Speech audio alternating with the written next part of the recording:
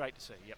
Boys, we talk about who might line up on Glenelg. Off air earlier, we thought Jack Stevens was a name that might come to mention, but Jack Stevens coming to the bench along with Jared Leonard and Matty Crocker for the double blue. So, Daryl, interesting to see how they're going to play the Clint Alloway role this afternoon, because he is such a pivotal target up front for the Tigers. He certainly is. In that sort of instance, you try to stop the supply. Yeah, that's the best thing to do, to stop the supply. But if not, I wouldn't be surprised if they go 2 men up against him. Yeah, Don and I were discussing that off air. That might be the case, as it looks like Corey Beard might go down that way.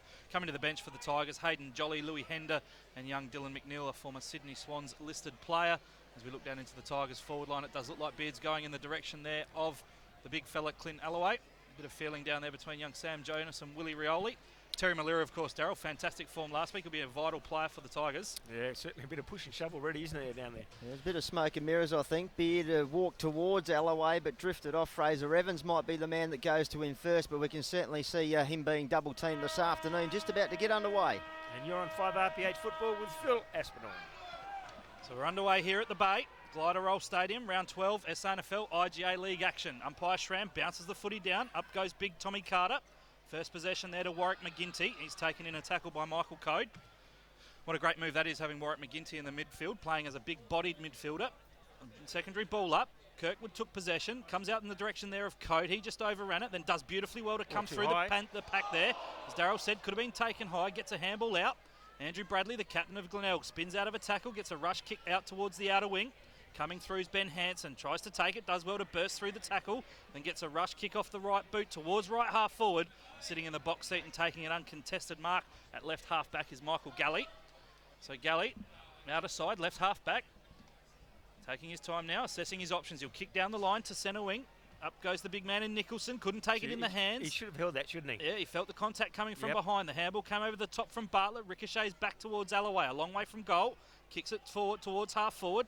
Harms in the goods position. Good work down there, Nason. Great shepherd off the ball, Lonergan. Handballs back in towards Bradley. The kick inside 50. Johansson down there. Malira as well. There's little Rioli. Snaps off the right boot. It's dribbling towards the top of the square. Johansson down there. Crumbs gives a handball out. Nason just missed the target. Left forward pocket. Gets a handball back. Good body work down there, Fraser Evans. Pressure there from the Double Blues defence. Good. Puts his teammate under pressure though. The handball came from Allen.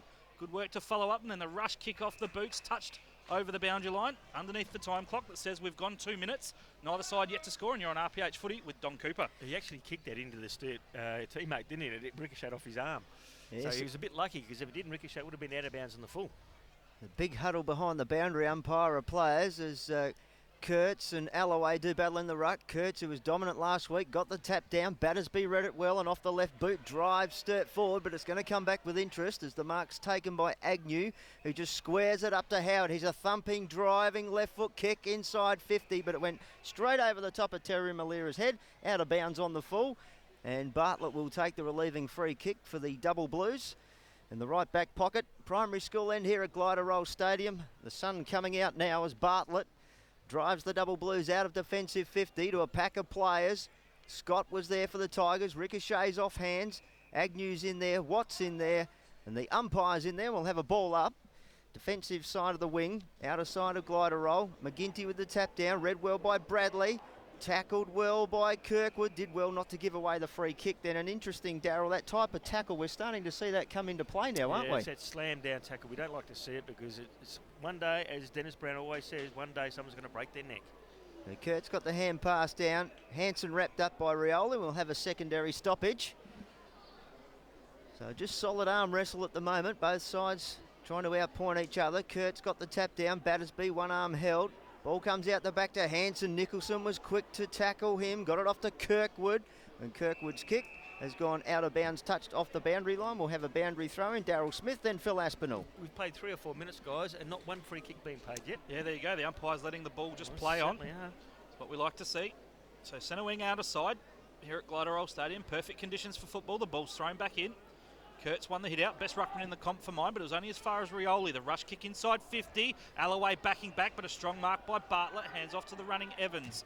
Clears defensive 50 now. Kicks it to right half forward. Big Brueggemann takes it in the hands. Good strong contested mark. Up against the birthday boy there in Aaron Joseph. Brueggemann played on and missed the handball. Had to follow it up himself. Gives it back to the skipper in Code. He'll kick down the line. Keeps it in play just. No, in fact, it was out on the full, so a poor kick there from Code. Little Joshy Hone slamming into the fence. The free's going to go the way of the Tigers. And it went there to Woodall. He'll go back inside defensive 50 to Snook. Best on ground last week in the win against Norwood. The Tigers have switched it back to the defensive goal line, and Josh Scott has marked. He finds a teammate at the top of 50 there, and it's Nicholson. He switches to this grandstand side. He's got little Johansson, who's just come on the ground. Henley Highboy, of course, former Port Magpie, takes a bounce. Centre wing, grandstand side, kicks inside 50. Alloway couldn't take it. Good spoil down there, Evans. Jonas mops up, handballs back there to his teammate in Kirkwood. A deep handball back towards the left back pocket. Corey Beard a little indecisive. He switches it to the outer play, and it's with Bartlett.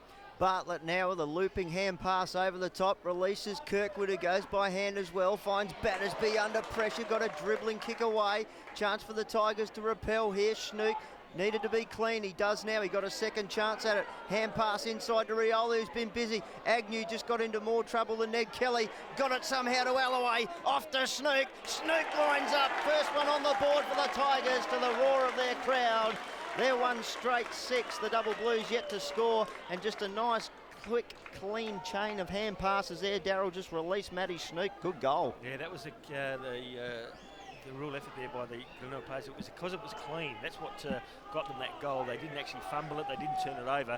And it was a clean possession that in the end gave Matthew Snook the goal. So fantastic effort by Glenelg. First score on the board, and it comes at the 5-minute mark, and still no free kicks paid. Yeah, unbelievable, isn't it, Darryl? But great work by Clint Alloway to stand up in the tackle, release the arms and free up the handball. The veteran used his experience there. We're back in the middle. Ken Tedley at half-time, GWS 4 goals, 6-30 lead, Richmond 3, 7-25. Umpire Medlin, AFL listed this season, bangs it into the turf. Bounce favours Kurtz, wins the hit out accordingly, gives it off to Kirkwood. Back there to Kurtz in the middle of the ground. The big fella kicks inside 50. Watt couldn't take it. Good work, Agnew in front position. Mark Evans there, tackles Joseph. Takes him to ground. The former Carlton player, as I said, is his birthday today. And there'll be a ball up inside, attacking 50 for the Sturt side. Kicking down to that Jetty Road or northern end. Umpire just clearing some space, throws the footy up. Bruggeman won the hit out over the top there, looking there for Crocker, but Hender takes possession, gives a handball back to Howard. Umpires deem the handball was incorrect disposal, I believe. It's going to be a throw, and it is the case. It's going to be a free kick going the way there of Crocker. He did go inside 50. I thought the umpire said come back over your mark, but Mark Evans has taken the mark. A little bit laconic there because I thought he didn't actually come around the mark, but Darryl Smith, Mark Evans, the former Redleg, lining up for goal, 30 out directly in front. Yeah, you called it well, Phil, because it looked like everybody stopped bar Evans, and that was the ironic part of the whole play, that the Glenelg players certainly stopped. The Sturt players all looked like they stopped as well, but Mark Evans didn't. So, but anyway, he's been rewarded with the mark, and he'll go back from around about 45 metres out, slight angle. Kick is on its way. It is low and it's hard, but it's just to the right side of the post. So a minor score on the board for the Double Blues. So they trailed Glenelg 1 straight goal to 1 behind, and we've played 6 minutes of this first quarter on 5 RPH football. As Christian Howard brings the ball grandstand side, he was looking for Johansson, but it was intercepted by Leanut. The much taller of the two in that duel, as Leanut says, go back, I'm going to the hot spot. He bangs it in, looking for Big Bruggeman. Can he take the mark? It falls to ground level. Penfold couldn't read it.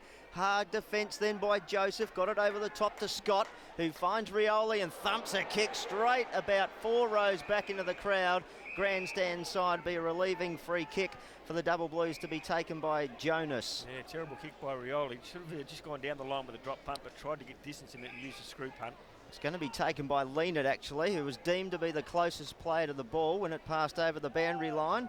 So Leanut, he's a thumping kick, not beyond his distance here. Well, the distance isn't a problem. The accuracy is out of bounds on the full, so it's going backwards and forwards at the moment. It's the Double Blues by 5 points. You're on 5 RPH football with Phil Aspinall. 8 minutes gone in this first term. Round 12 SANFL IGA League action here on 11:97 a.m. RPH Adelaide, and Jolly took the free kick in the right back pocket, went short. Found the skipper Bradley. Career best form, as I said, but that's not a good kick. The handball in the end came out there from Howard. Good follow-up work by Jolly. Then put Nason under some pressure. Great tackle there, Evans. Surely that Glenelg player must have seen that the two Sturt players were on the other side of Nason. Absolute terrible handball. So the result, a ball up, 45 out directly in front of the Double Blues goals. Bruggeman won it down. It was only as far as McNeil. Galley, questionable disposal for mine. The umpire agrees. Great forward line pressure there from the big man Bruggeman. Michael Galley pinged for incorrect disposal with a throw. Big Angus Bruggeman, Darryl lining up directly in front, 50 out. Yeah, he's going to kick from around about 48, isn't he? He's directly in front, kicking to the jetty road end here of Glenelg Stadium, or the northern end, and no breeze to worry about, so certainly shouldn't have any trouble with the distance.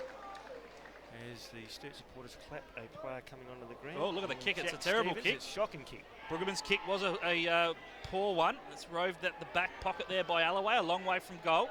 Kicks down the line, grandstand side, and Stevens, the player just mentioned. Great to see him back playing league footy. Had a horrific run with injury.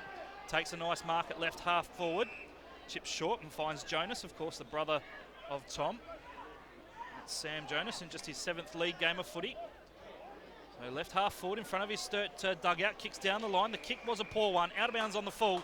The Double Blues have given it straight back to Glenelg. It's with Brad Agnew, and your caller is Don Cooper. I know it's one of the smallest grounds in the SANFL. The boundaries must have come in a little bit. The boys not handling it as Agnew finds Galley, and they go across the face of goal now to Howard. Now Howard's calling for players upfield, so he drives it long and hard towards centre wing direction. Beard's there for the Double Blues. He's wrapped up by Hender and taken over the line and out of bounds again. So we'll have a throw in, almost on the true centre wing position. Out of sight at Glenelg Oval here, Glenelg Stadium. With the Tigers, the home side leading by 5. The Double Blues in search of their first win after 4 straight losses as Kurtz gets the tap down, well read by McGinty wearing the helmet, kicks the ball inside 50 looking for Alloway. Plenty of Double Blues defenders back there. Beard's the first to get there. He goes backwards by hand and links up with Bartlett, looking to get it back in the 1-2, but he's under pressure. Good work there from Merritt. But Allen was good enough to get the ball back to Bartlett, who goes with a high skyward kick. Alloway going for the spoil rather than the mark.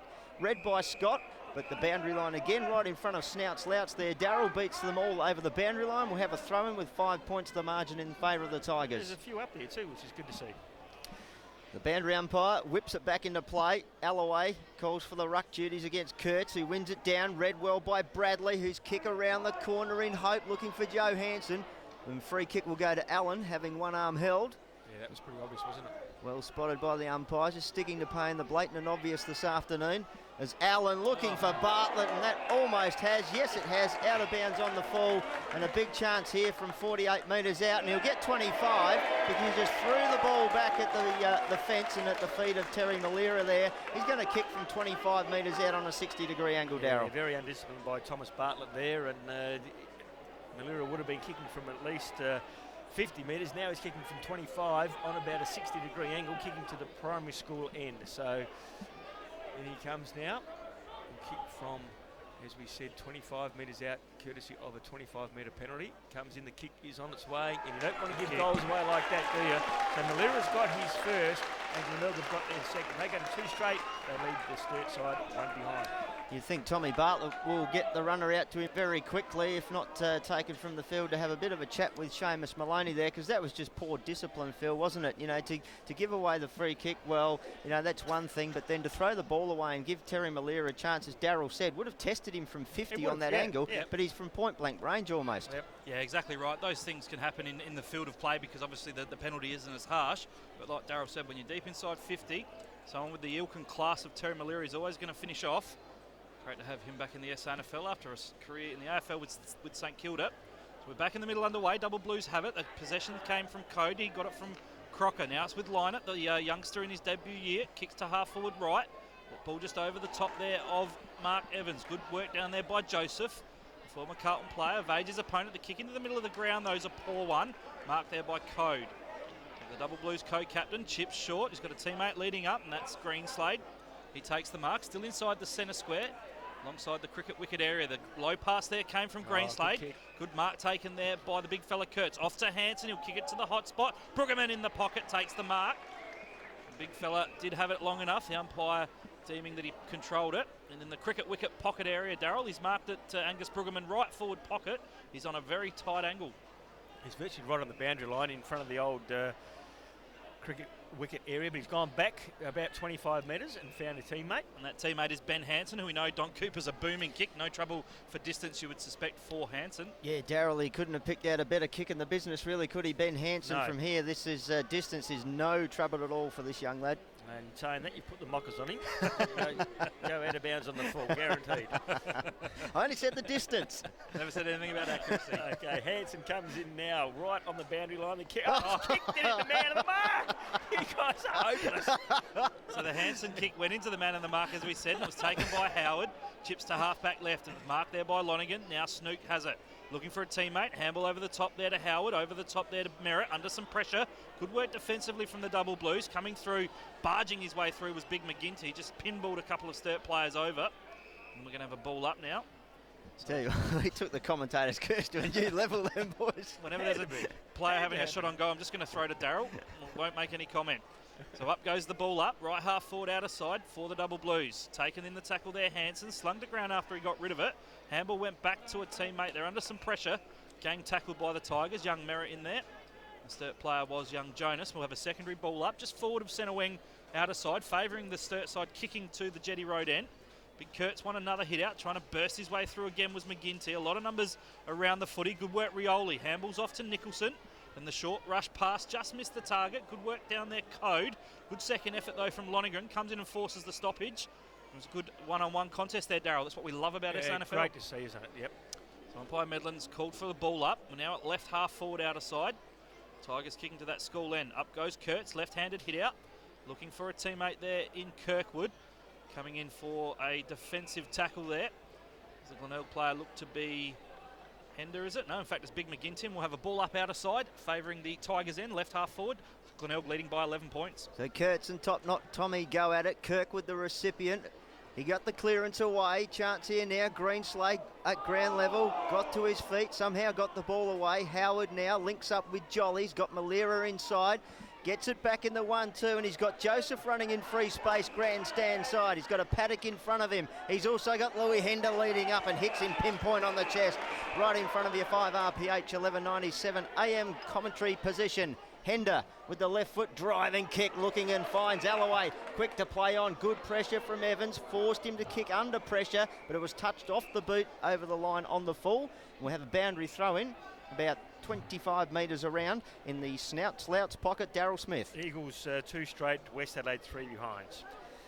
So that touch on the boot from Fraser Evans of the Alloway kick saved another out of bounds on the full. So if you're keeping stats at home on those, they're racking up this afternoon here at Glenelg Stadium. 6. Alloway and Kurtz do battle. Kurtz bustles Alloway off, got the tap down. Rioli was held, claiming for the free kick. Players all over the top of the ball. Bradley now, quick hands to Snook. Ducked around one tackle. Play on is the call. No. Well, for mine, he ducked on that one. And, yeah, that's a bit of a contentious one. Snook saw the tackler coming, dropped the head, was taken high, and he's got the free kick. So regardless of what I think, Darryl, he's got the free kick in 25. Bit of afters as well, boys. Yeah. Yep. Very undisciplined from the Sturt Football Club at the moment. They've given away 2 goals with 25-minute penalties. So Snook comes in, a former Foss Camden boy. It's great to see him playing, and just kicks it over and has got another goal. So he's got his second, and Glenelg have got their third. They go to 3 straight, leading the double blues, 1 behind. We've played 15 minutes of this first quarter.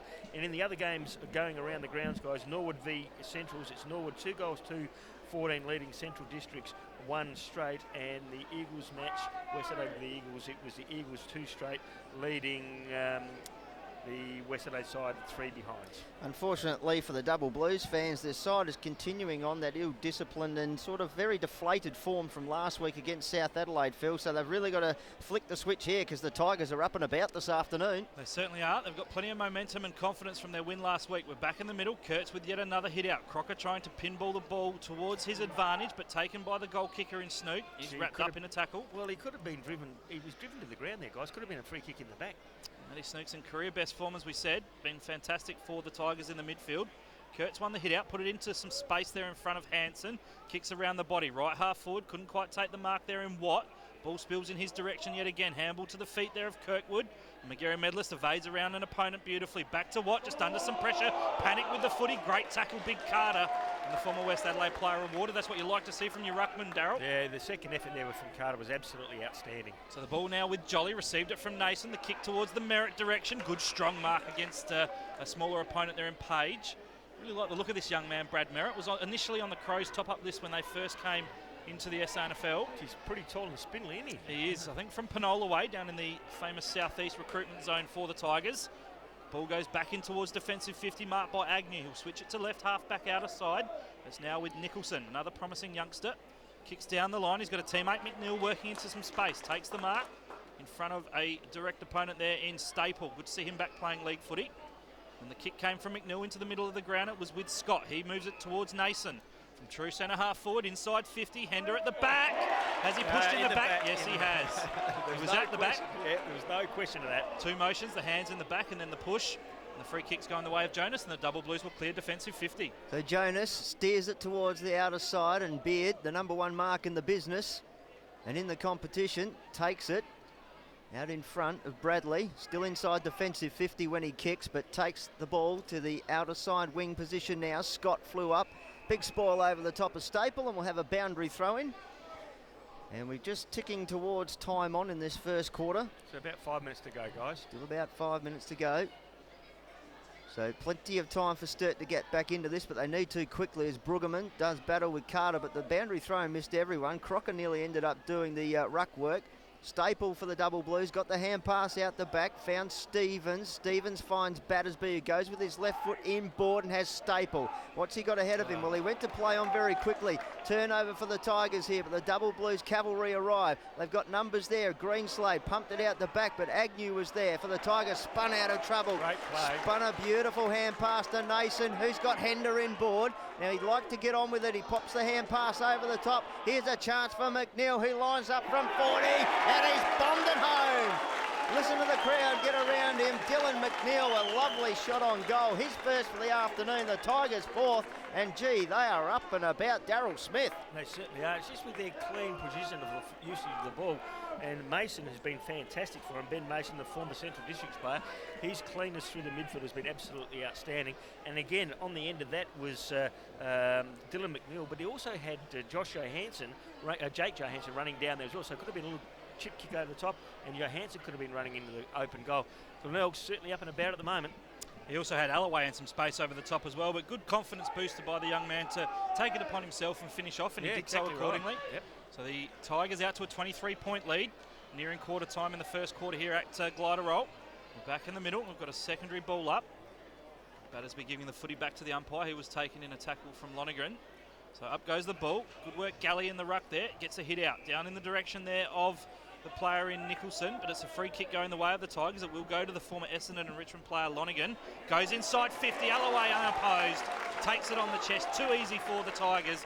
Clint Alloway, Daryl Smith has marked about 45 out on the slightest of angles. This is his bread and butter. Yeah, he just got away from Fraser Evans there. It looked like Fraser was actually caught flat-footed. Yep. And, the big fella has got away, Clint Alloway, as we know, the former North Adelaide player. 34 years of age. He's played 153 games for 263 goals. The kick is on its way, and he has made it 5 straight, his first. And Glenelg certainly with a 5-goal start to 1 behind to the Double Blues. Fantastic start for the Tiger supporters. And good to see a great number of them here too, guys. Yeah, good crowd building up, as we said earlier, but great work from Alloway. Good ball movement from the Tigers. Clint kicks his 27th goal on the season, equals Lockie McGregor in the race for the Ken Farmer medal. And I think Clint likes playing against the Double Blues, Don. From memory, kicked 5 or 6 last time these two sides met. Yeah, 6 goals last time they met in round 2 at Peter Motley Oval. The Double Blues winning that day by 28 points. Today, it's 29 points at the moment in favour of the Tigers as Galley and Brueggemann, two unlikely protagonists, go at it in the middle. Greenslade read it best, hacked the kick out with the left foot. Penfold was in front but couldn't take the mark. Woodall doing well there for the Tigers, bustling, burrowing, has players on top of him. He almost carried them out. Little Jack was just ripped out of the pack. And Penfold there will hand the ball to the umpire. We'll have a ball up right on the 50. The northern end of Glider Roll Stadium. Brueggemann with the tap down. Kirkwood stripped of it, gets it back. Good tackle by Nason. Made the ball spill out in the contest. Watt just searching for it, couldn't find it. Malira appears from the pack with it. He was stripped of it as well. Ball back at ground level. Players pack on, pile on. And umpire says we'll have a ball up right on the pane of the centre square. And Sturt's attacking zone. They're kicking towards the Jetty Road end of Glider Roll Stadium this afternoon.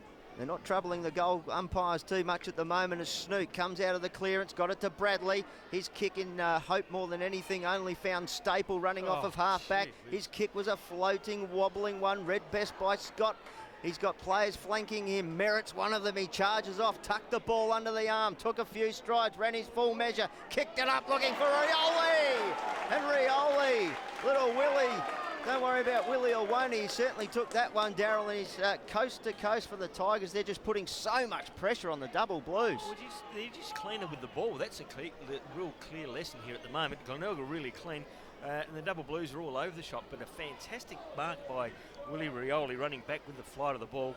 Showed an enormous amount of courage, and now he's taken the mark right underneath the scoreboard at the southern end of this ground, the primary school end, and he's going to kick from around about 45 metres out on about a 60-degree angle. So Willie Rioli comes in now.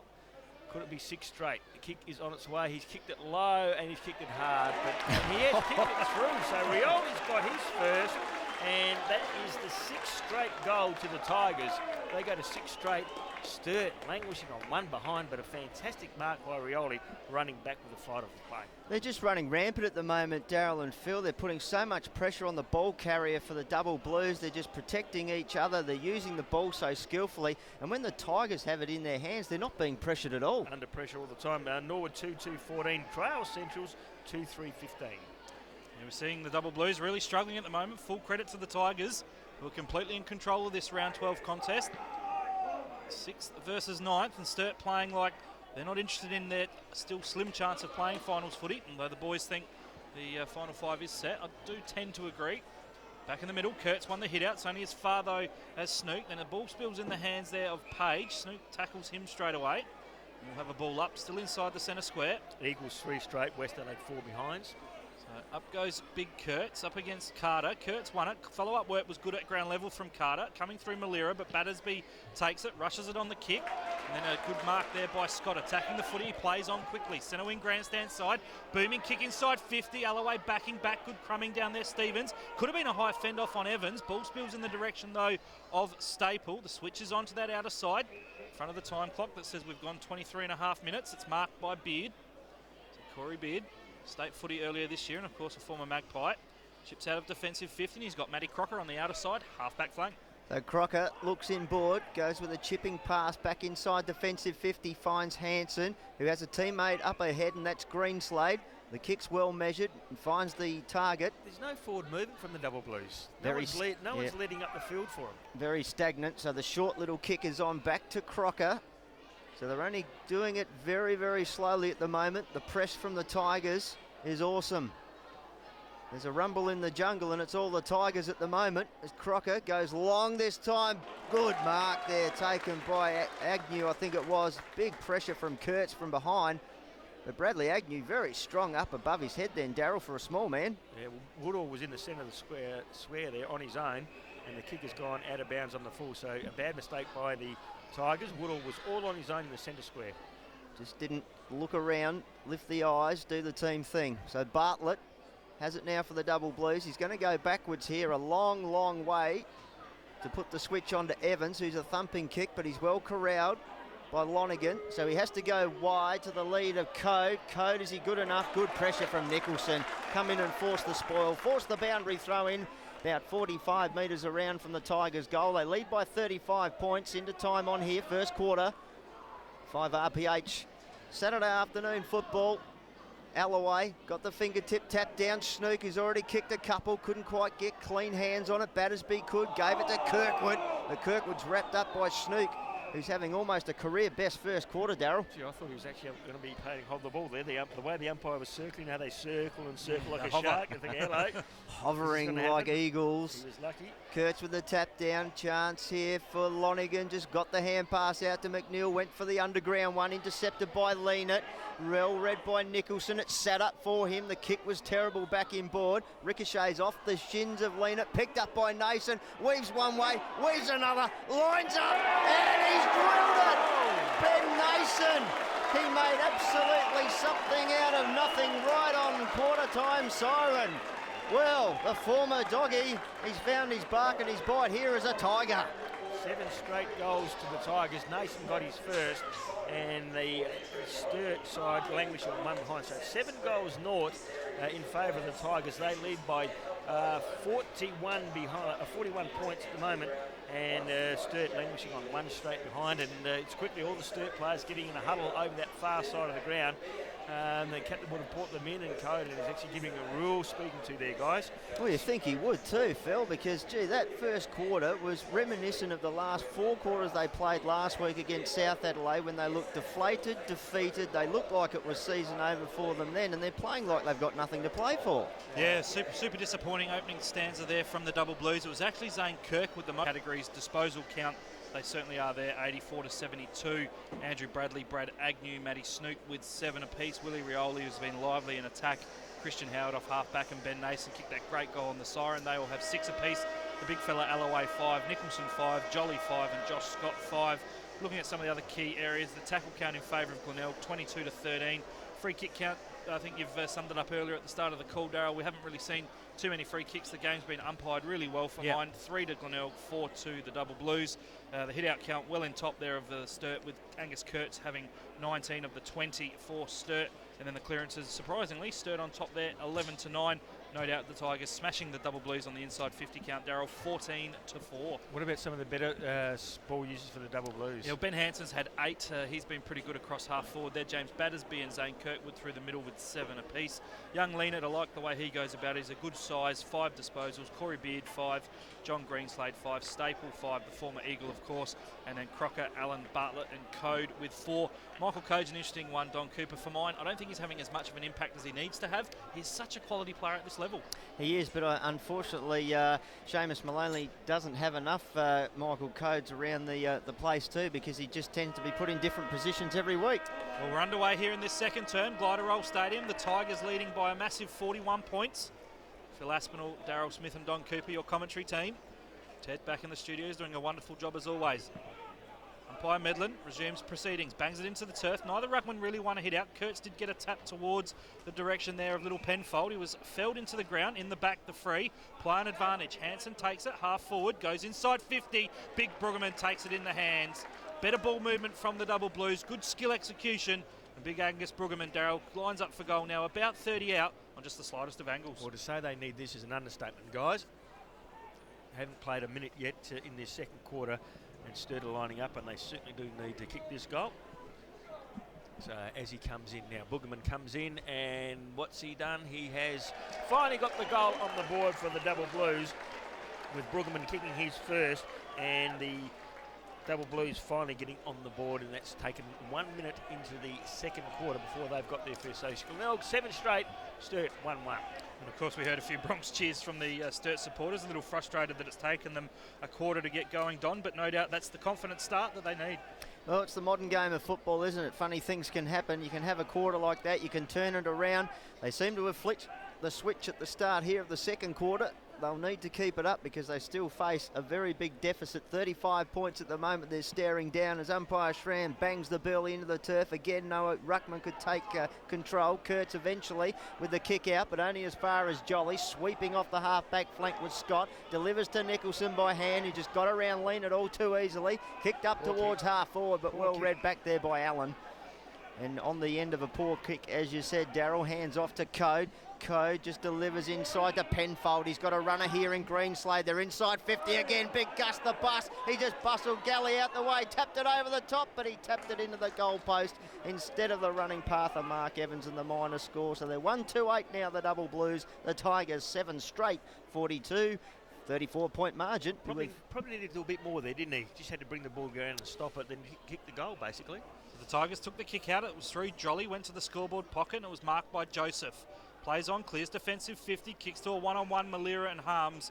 And the teacher from Tatachilla in Tommy Harms does a good job, spoils it over the boundary line. Yeah, hobbled off the ground last week at Peter Motley Oval. We thought he'd suffered a bad knee injury, but thankfully it wasn't too bad, and he's recovered very well. So ball thrown in, right half forward, out of side, left half forward rather, for the Double Blues, in front of those tennis courts. Big Carter won the hit out. Well done, Snook on hands and knees, diving in over the top, Greenslade. Looks like the intensity from the Sturt side has lifted, Darryl. I think the message from Seamus Maloney at quarter time would have simply been this isn't good enough. Oh, no question. And we've seen a result from them so far. No, they were embarrassed. Yep. You know, that's would have been the words that he would have used. You're embarrassing yourselves as footballers. So the ball was thrown up rather. Third man up was the big fella McGinty.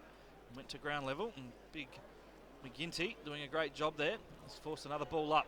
This time, Carter up against Kurtz. Kurtz one out. McGinty there. Creates a path there for Scott. Good work by the former Geelong junior. Goes inside 50. Code takes a great mark running back with the flight.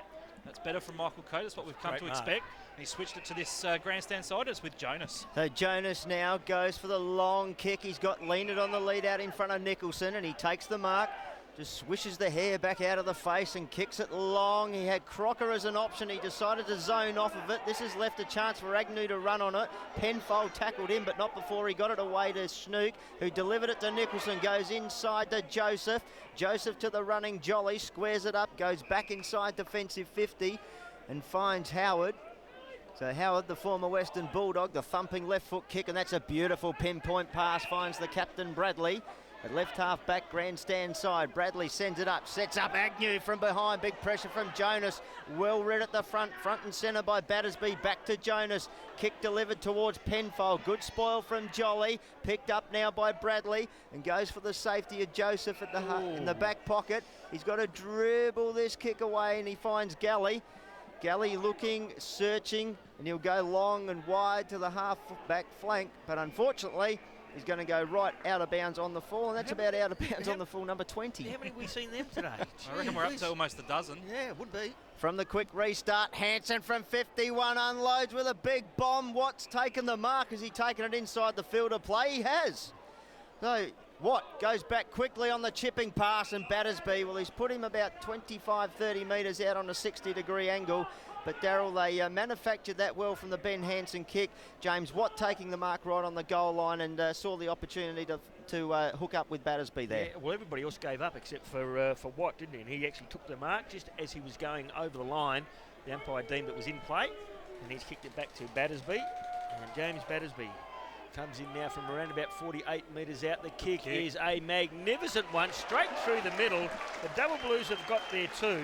They've got their second on the board, I should say, and all of a sudden now a little bit of a comeback. It's 2-2 to the Sturt side. Glenelg still on 7 straight. 5 minutes gone of this second quarter. Much better start from the Double Blues boys. They're up and about. They've got some intensity. Ben Hansen, who was involved there, just sprinting off on the interchange there. So the attitude of the Sturt boys, the desperation has certainly lifted, Phil. Absolutely, Don. 28-point deficit now. We have gone 5 minutes in the second term, Darryl. Eagles 5-1 to West Adelaide, 1 behind, guys. We'll get some scores from the Central Norwood game shortly as we're back underway here at Glider Roll. 3-4 Centrals, Norwood 2-3. The Doggies still holding a slender advantage there. McGinty tried to burst his way through. Snook could have been taken high. The ball ricocheted in the direction there of the goal kicker Battersby. Inside 50, great trap. Brueggemann steps around an opponent, kicks towards goal and kicks a ripper. The Double Blues have 3 on the trot. Big Brueggemann gets his second on the day. Glenelg Glenelg stay at 7 straight 42. Sturt 3-2-20. And a good start to this second term, Darryl Smith. Well, it is a great start. It's just they're winning it in the centre square, which is great. But you now wonder where this effort was in the first quarter and why it wasn't there. And now you're asking yourself, well, hang on, what's happened to Glenelg? Did they get above themselves and they think, oh, well, we've got this game shot at quarter time? Yeah, it's an interesting one. Maybe the Tigers did subconsciously take the foot off the pedal, Don Cooper. But what we've seen is some free-flying football from the Double Blues to start this second term. Well, we are at the bay, and the tides can turn very quickly. As we're back in the middle, bang, down goes the ball, and that will be recalled. And I must say, boys, I was out there earlier. That centre circle is one of the roughest patches of turf on the ground, and the poor umpires are having to bounce in it. I think we pretty much see a recall every time we're at this ground, Don. Just about. It's one of the most notorious, as we're back now with the throw-up. Kurtz beat Carter for the tap. Carter was good at ground level. Second effort was good. Barging through his green slate, trying to carry a few players with him. Was spun round once, twice. Play on. Ball at ground level. Battersby on hands and knees. Farmed the hand pass out. Looking for. Found Kirkwood. It spills out now. Agnew a chance. He's got players around him. He needs to use them. But tackled there very well was Howard by Watt. The ball spilled free. Stacks on the mill. And we'll have eventually a ball up, Darryl. Certainly a bit more desperate now, the Sturt side, which is good to see. Playing a lot closer to their men, that's for sure. Not allowing the free space that the Tigers had in the first quarter. Kurtz out the back. Malira, it bounced off his chest. It went the way of Kirkwood. Some fortune favouring the double blues now. The hand pass from Page, looking for harms, was terrible. Scott now on hands and knees, just whacked it out of midair. Lean it, nice. Sold the dummy to Kurtz. The big fella just gave it off to Beard. Beard looking for Evans, pushed off it. Chance now for Joseph, tapped it away to little Johansson. Johansson, he's got a player inside him here in Woodall. He was nearly tackled. Out of bound advantage, and the Tigers are away. So Woodall goes to left half forward. Big Alloway gets front position. Good spoil down there by Beard, the best centre half back in the comp. Josh bursts his way through the contest, but it's intercepted by Stevens. The handball came back towards Stevens from Kirkwood, just missed the target over the boundary line. He actually fell over there, Stevens, unfortunately. Yeah, he did. He just slipped. No, it was Crocker, actually, not Stevens. So the ball thrown in, right in front of the Double Blues interchange bench. A nice horde of Sturt supporters gathering here. They're liking what they've seen so far at the start of this second term. Kirkwood took it from the hit out. Good tackle, Johansson. Kirkwood still managed to get the hands away, and the Sturt side getting a free kick for hanging on to Ben Hansen. So Hansen played state footy 2 years ago, was the travelling emergency over in WA earlier this year. He looks to switch it to half forward in the middle of the ground, coming through over the top there, Beard. He was taken high. Rioli gets it off the left boot, snaps around the body. He's got a teammate in Louis Hender. See him back playing league footy as we discussed pre-game. And Louis marked left half back, grandstand side, chips short and finds Rioli. This boy's got some wheels. Fluoro orange ones as well. He kicks towards half forward, and the kick's chopped off though by the former Gold Coast player in Jackson Allen, and it's Allen from the Double Blues coming from half back. Allen drives it right into the centre of the ground and finds Beard. So Sturt on the bounce again here. Beard's floating kick looking for, was up there, not Brueggemann, it was Staple. So Staple got the pass out looking for Leanett, and Leanett just bustled across the boundary line by Hender there. And Darryl, yeah, the game's gone up a notch, hasn't it? It certainly has, and it'd be good to see Sturt get another one, just to make it a little bit more interesting. Well, it's certainly a bit more of a game than we had in the first quarter. Should have been taken by Lee Staple, that marked on it, just bounced out of the hands.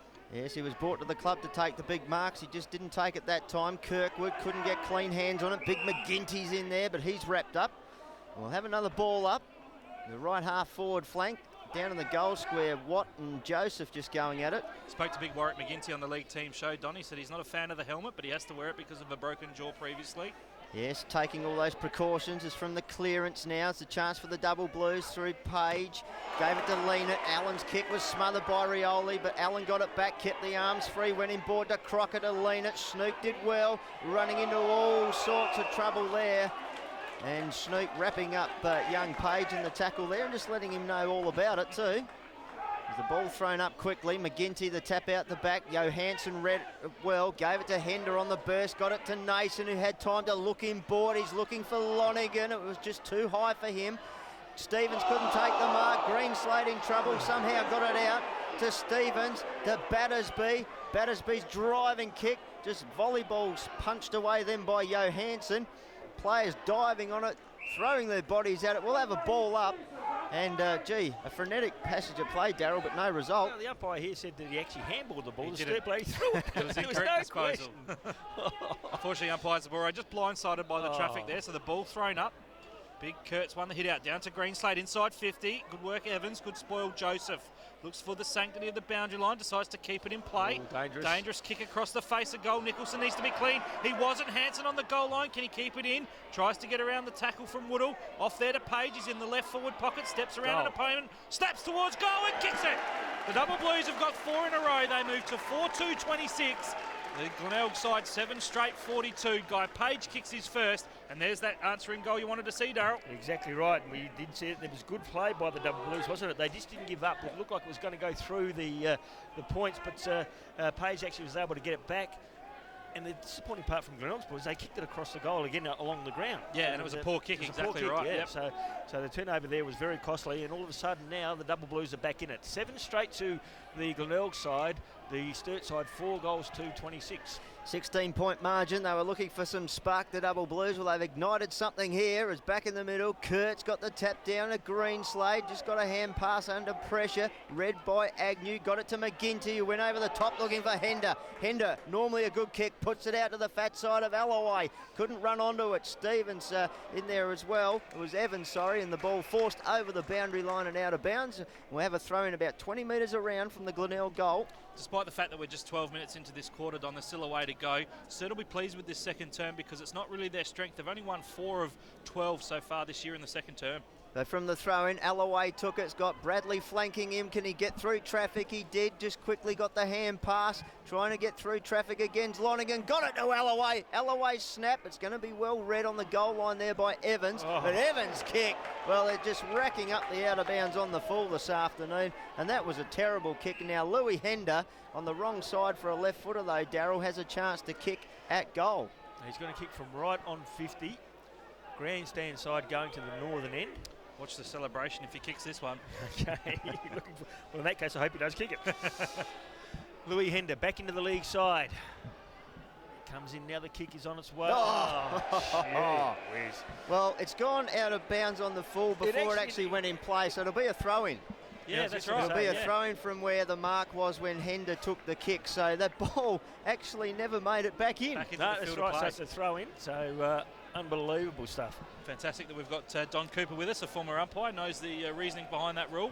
We've got some Don. good umpires out there too, don't worry about that. The boundary umpire was right onto it, so credit to the team in green as the ball spins back into play. Kurtz the tap down. Just running onto it nicely was Harms. A neat little kick to Penfold. Links up with Leanett. Harms kept running. What's he got ahead of him? Open paddock. He's only got Galley there. The Tiger defender read it well, sat, didn't panic.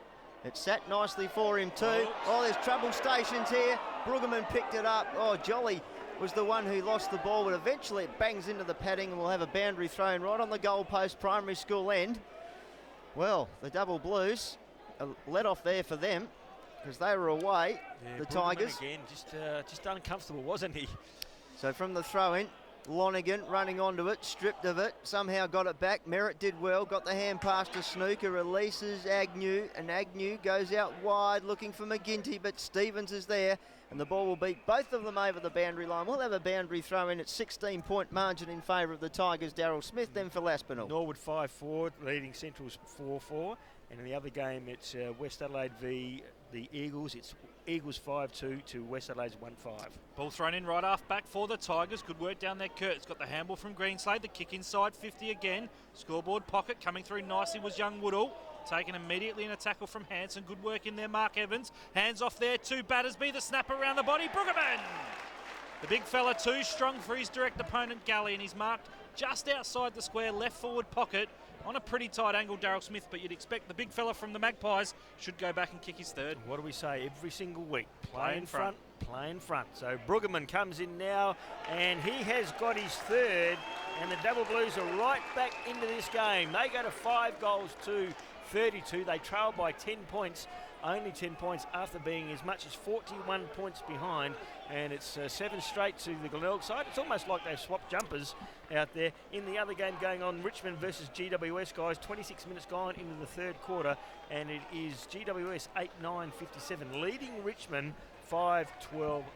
Yeah, you summed it up well, Darryl. I was actually about to say exactly the same thing. It's like we're seeing what Sturt are doing in the second terms, exactly what Glenelg did in the first. And Don Cooper, I think a little worrying for the Tigers, but what it does say is we should be set up for a fantastic second half. Yeah, it's just been a tale of two terms as Top Knot Tommy got the ball down. Greenslade couldn't get his kick. It was well done by Malera at ground level to Snook, who links up with McNeil. Well, it's sit for Merritt. He does well. He got around one, tackled by another, but still got the hand pass to McNeil, who on the burst drives the Tigers inside 50. They need an answer. Will it come in the form of Hender? Couldn't take the mark under pressure. Chance now for Crocker on the end of the hand pass. Can he relieve? Kick intercepted by Rioli. Did well to smother that. The kick was poor from Crocker. Somehow Lonigan farms it out now to Scott. Can he break free from the tackle? Oh, Nason taken high. Was he? No, said the umpire. Yes, said the umpire. But Ben Nason getting rewarded for being first at the footy and head over the ball. Glenelg will be coming up for just, I think, their third or fourth inside 50, Don, so it's certainly been dominance from the Double Blues. Ben Nason, who kicked that electrifying goal right on the siren of the first quarter. Too far out to score here. Looks for the lead up. Where does it come from? Scott, 1-2. Did he take it? Yes. Great Scott. What a mark. Daryl Smith under pressure. The young fella flew up, looked like he'd lost it, came down to ground level and it sat in his chest. Yeah, he did right. He did go up very high. Second grabbed it on the way down, and the umpire has paid the mark. And good effort too. So young Scott coming in now from only played 21 games so far. He's kicked a goal in most of his games. He's kicked 20 goals. So young Scott comes in, 21 years of age.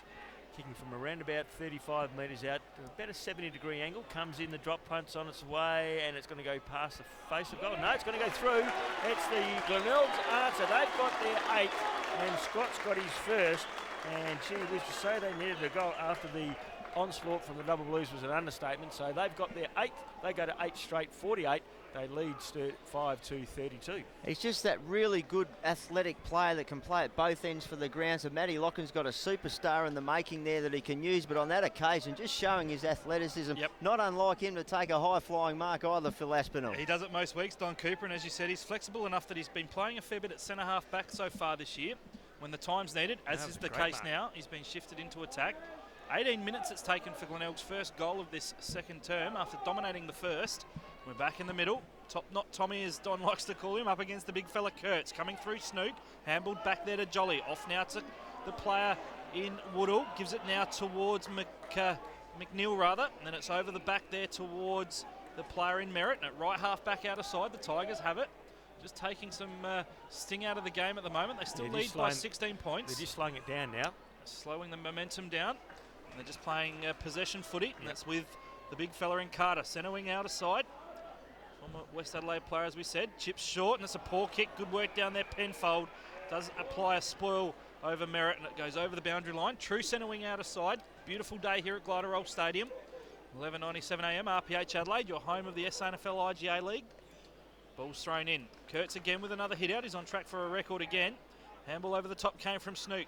Jolly slipped over. Good follow-up work there by Snook in the middle of the ground. He'll kick it to Big McGinty. Just coming onto the ground is the fellow helmeted opposition player there in James Watt. Does well to evade the Woodall tackle. Kicks towards half forward. It's a beautiful kick. Sliding in on hands and knees is Mark Evans, the former Redleg. He'll chip over the top. Little casual there from Lee Staple. Couldn't quite take it. Doesn't keep it in play. And that pretty much sums up and got what it deserved, Darryl, because he just didn't attack the footy. Just stood half flat-footed and waited for it. Oh, you caught it well. The casual comment was the exact right words. He was very, very casual. So Lee Staple, he hasn't played a lot of footy this year, but he needed to attack it better there. Brueggemann won the hit out into some dangerous space. Malira couldn't quite take it. He's taken to ground in a tackle.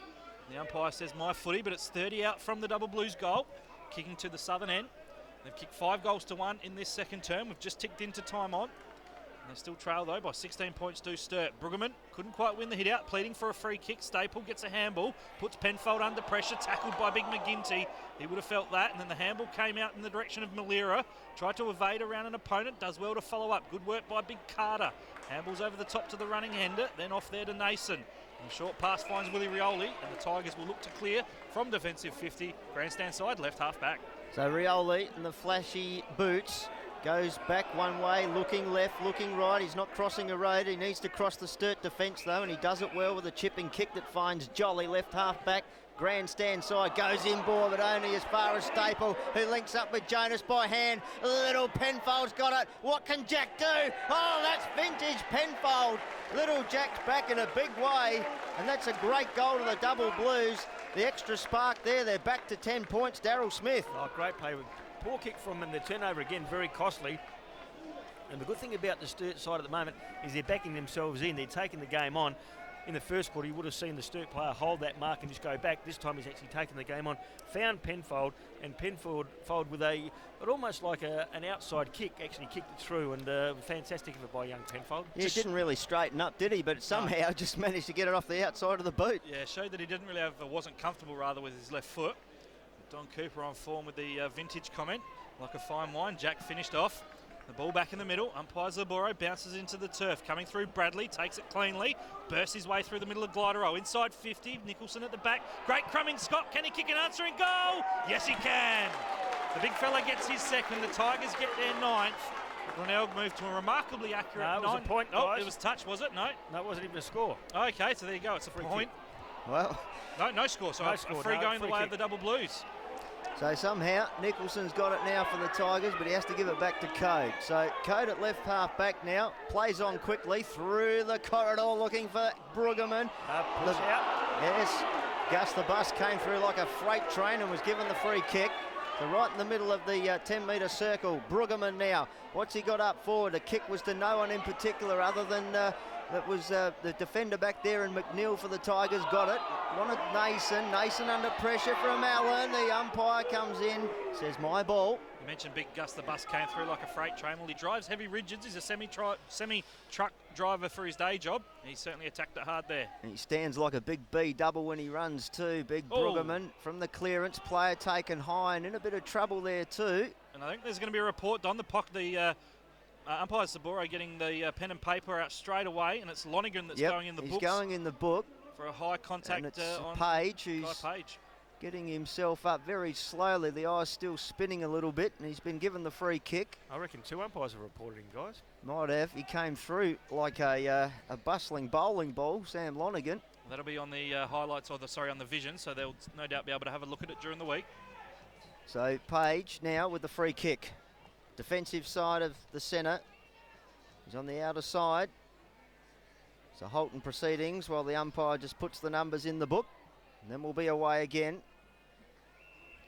There's the whistle to get us back underway. Code looking to run off to get the hand pass from Page. Nothing forthcoming there. That was stopped well. The kick is good and finds Staple on the lead up.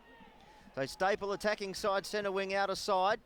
The Double Blues trail by 10 points. Big comeback by the Double Blues in the second quarter. Staple winds up, unloads inside 50.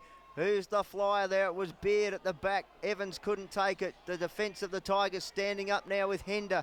Little chipping kick over the top finds Johansson. Johansson's kick looking for and finding Howard, and he's away, linking up with Johansson again. So Johansson in a bit of trouble. Kicked 5 last week. It's been pretty quiet today. How far did he Runs go? himself into some trouble in the snout-slouts pocket, just trying to dodge and weave his way out. Marked there by Howard. So Christian Howard will kick down the line. Big Alloway in the middle of a couple of Double Blues. Does well the Tigers to create it down at ground level. Malera off the left foot. Scott will fly early. Good work, Code.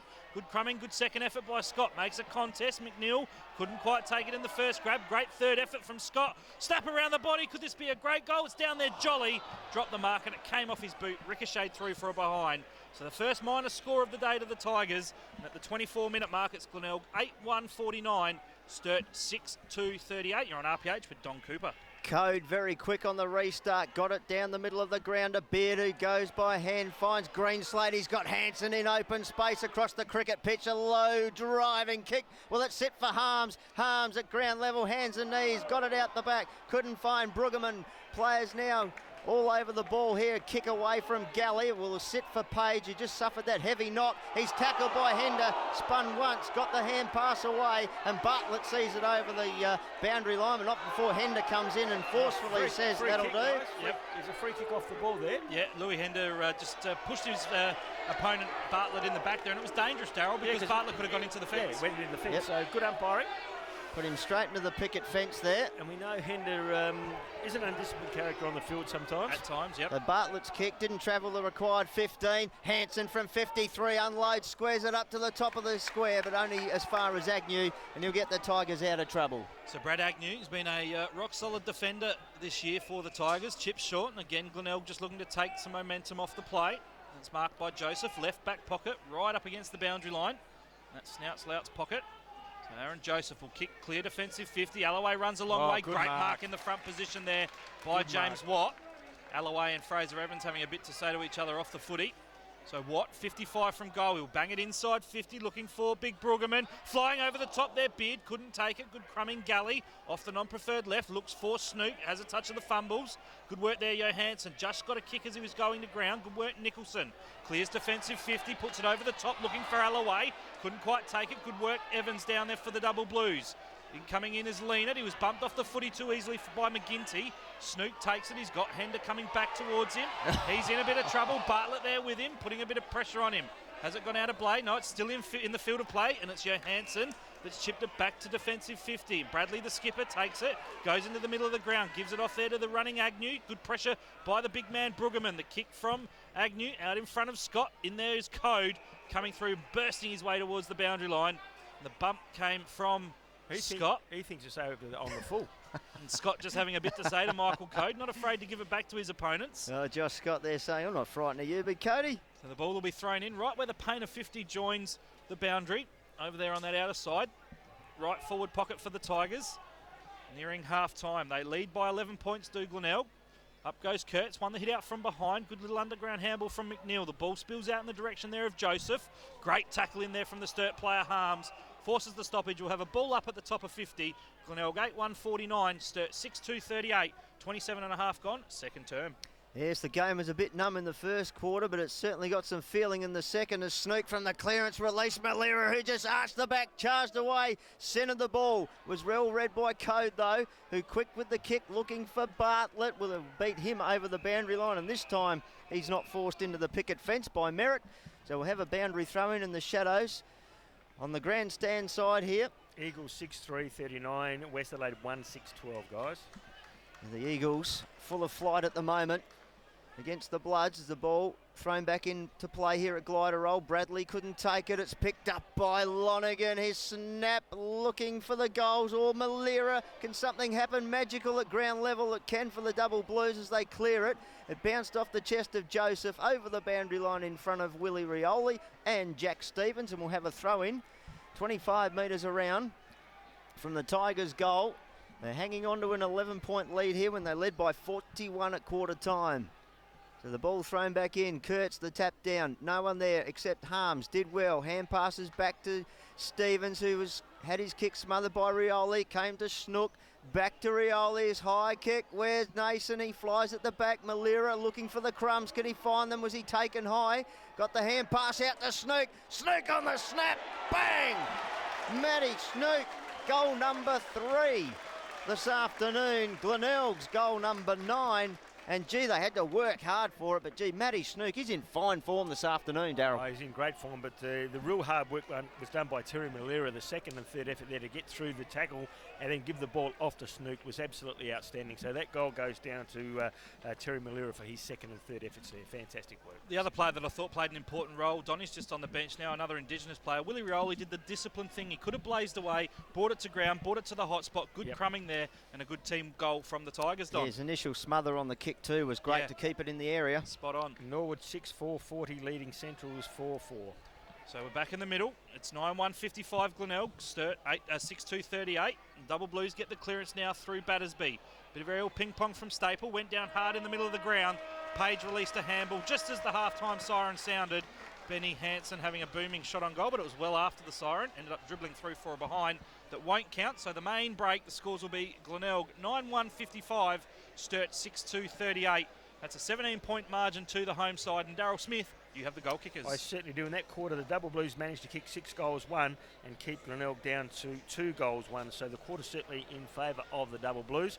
We can give you these goal scorers so far. It is Snook with 3, and then singles there to Alloway, McNeil, Malera, Nason, also Scott and William Rioli. For the Double Blues, 3 to Brueggemann, and then singles there to Penfold, Page and Battersby.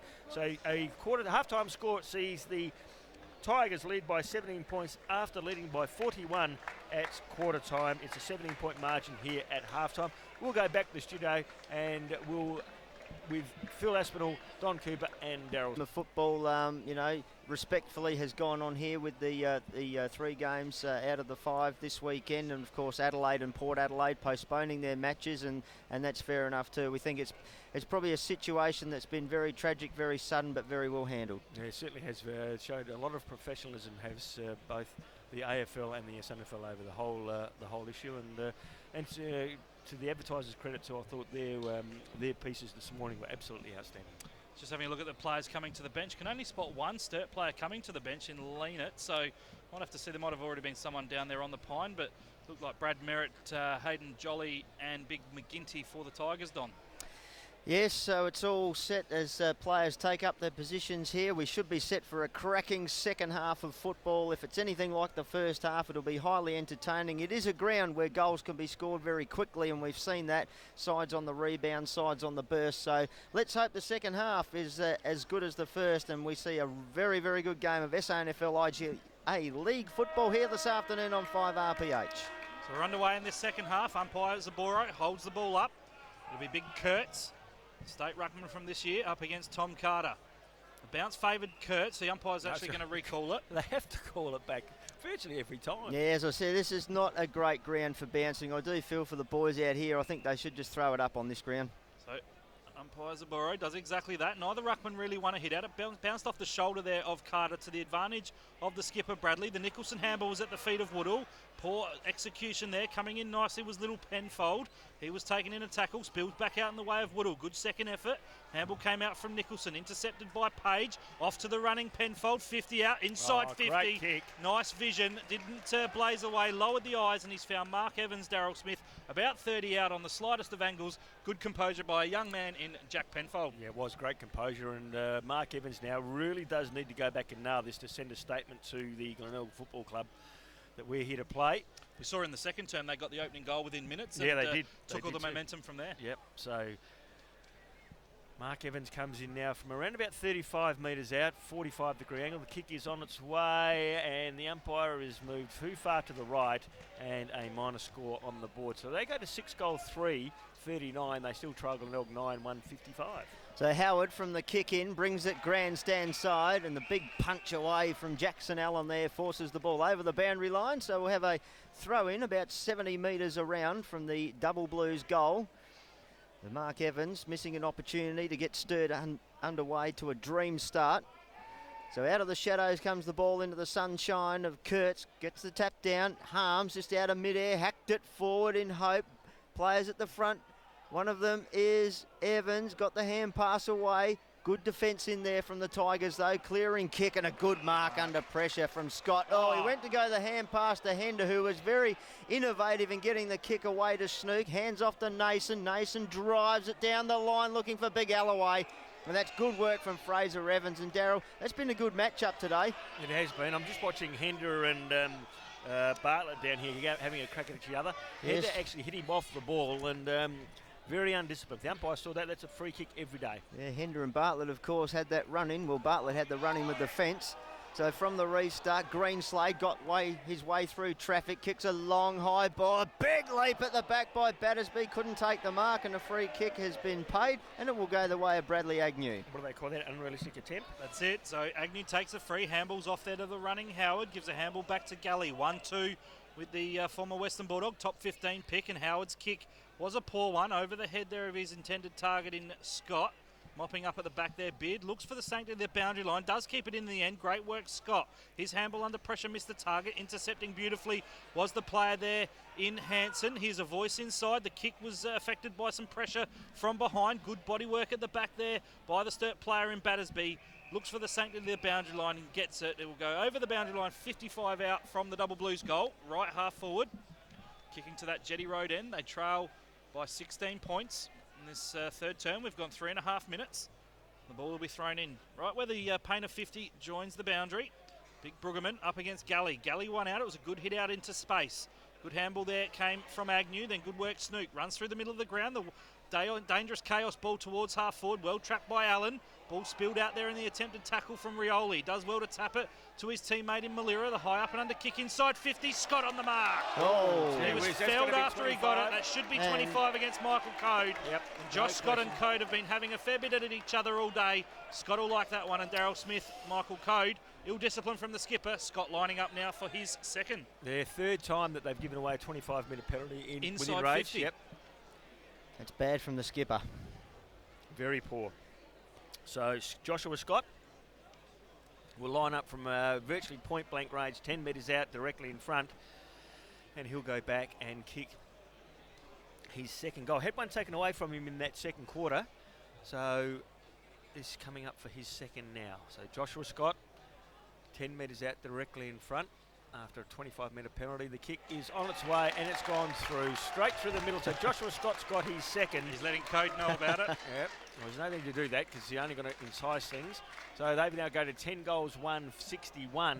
They lead Sturt 6-3-39. It's almost a 2-goal turnaround, isn't it? Down here, Sturt having a chance and missing, and then it goes up the other end. Yeah, and it's exactly right. A good finish there from Josh Scott. He's been a really good pickup since being recruited from the Gippsland Power. And like as we said or I think at halftime actually, that he can play forward or back. We've seen him start the game at centre half back. He's now down in the forward line, Don, and he's causing a few issues for the Double Blue defenders. He is indeed. It was a courageous mark too. He only had eyes for the ball, and Code came in and was a ridiculous act to give away the 25. And got to do better than that, the Double Blues. Have been ill-disciplined a few times today, but we're back in the middle. They need to regroup. There's the bounce. Kurtz with the tap down. Tried to hook it out the back. Nason gets a chance to run on it. Tapped it forward only as far as lean it. Got a falling hand pass away to Crocker, who's got a chance here to release Beard. Beard goes with a high kick inside 50. Brueggemann came bustling through. Fell the way. Ground level. Page lines up. Bang! There's your answer.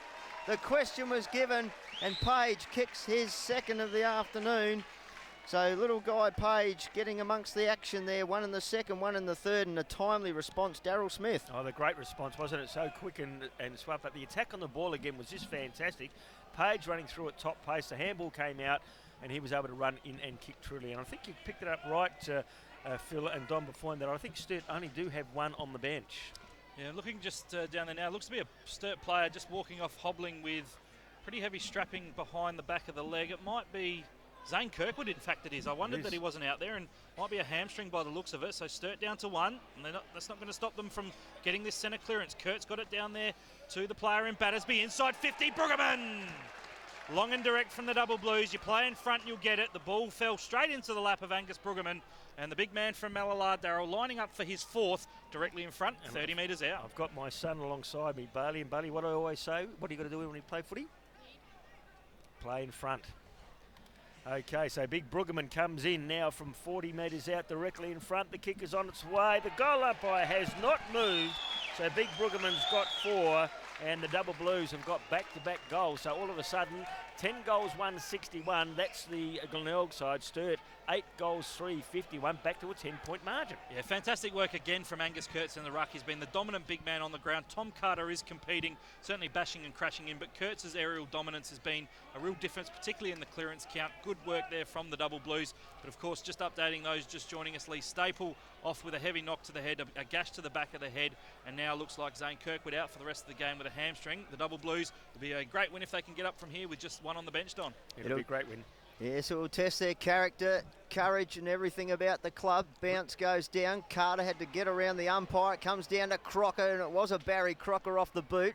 Agnew playing in front, read it, best chance. Woodall wrapped up, got out of traffic, taken high on the second occasion. Wrapped up, the umpire says line ball. And Battersby was the tackler. Blues, I reckon, guys. Off. Oh, no. Nothing forthcoming. There's bodies flying everywhere at the moment. There's a lot of feeling in the game as the ruckmen go at it.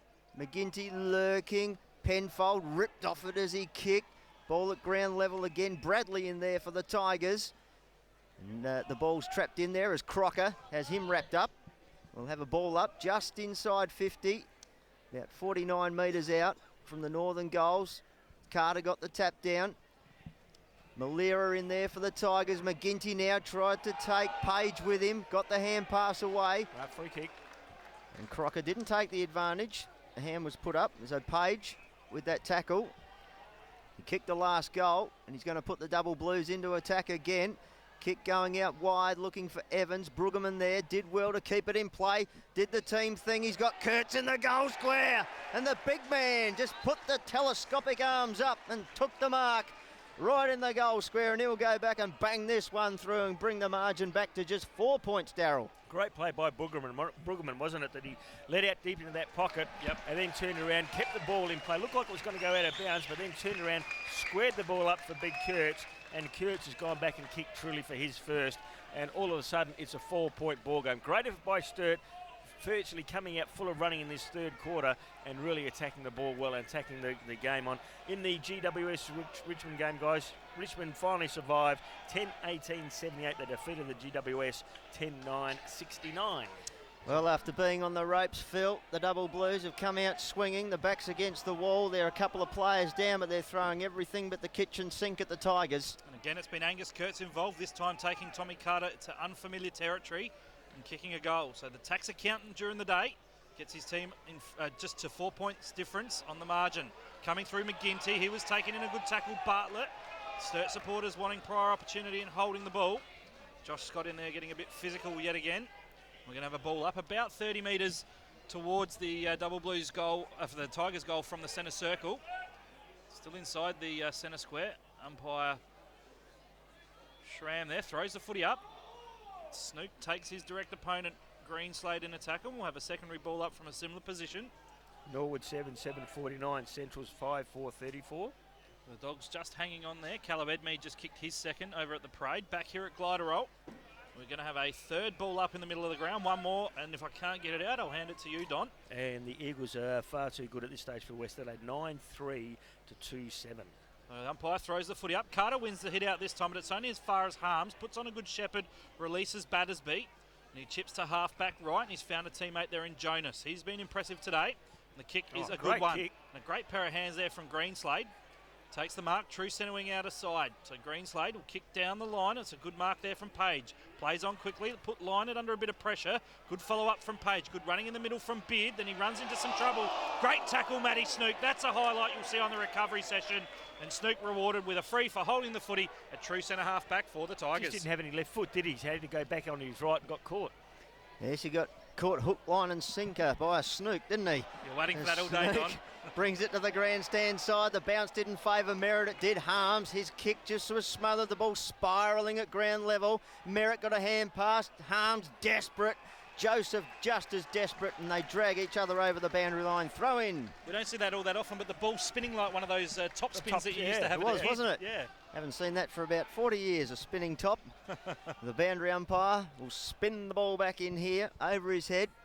In the contest, Big Brueggemann, well, it went over everybody. McGinty trying to run onto it. Somehow it was hacked out the back. Penfold ran onto it. He gave the don't argue to Joseph. Somehow got the hand pass away, but the ball was just running away from Crocker. Couldn't get his hands on it. We'll have another throw in about 49 metres out. Sturt on the press. They're charging. The Tigers can feel the pressure from the throw in. They get one here, all of a sudden they're in front.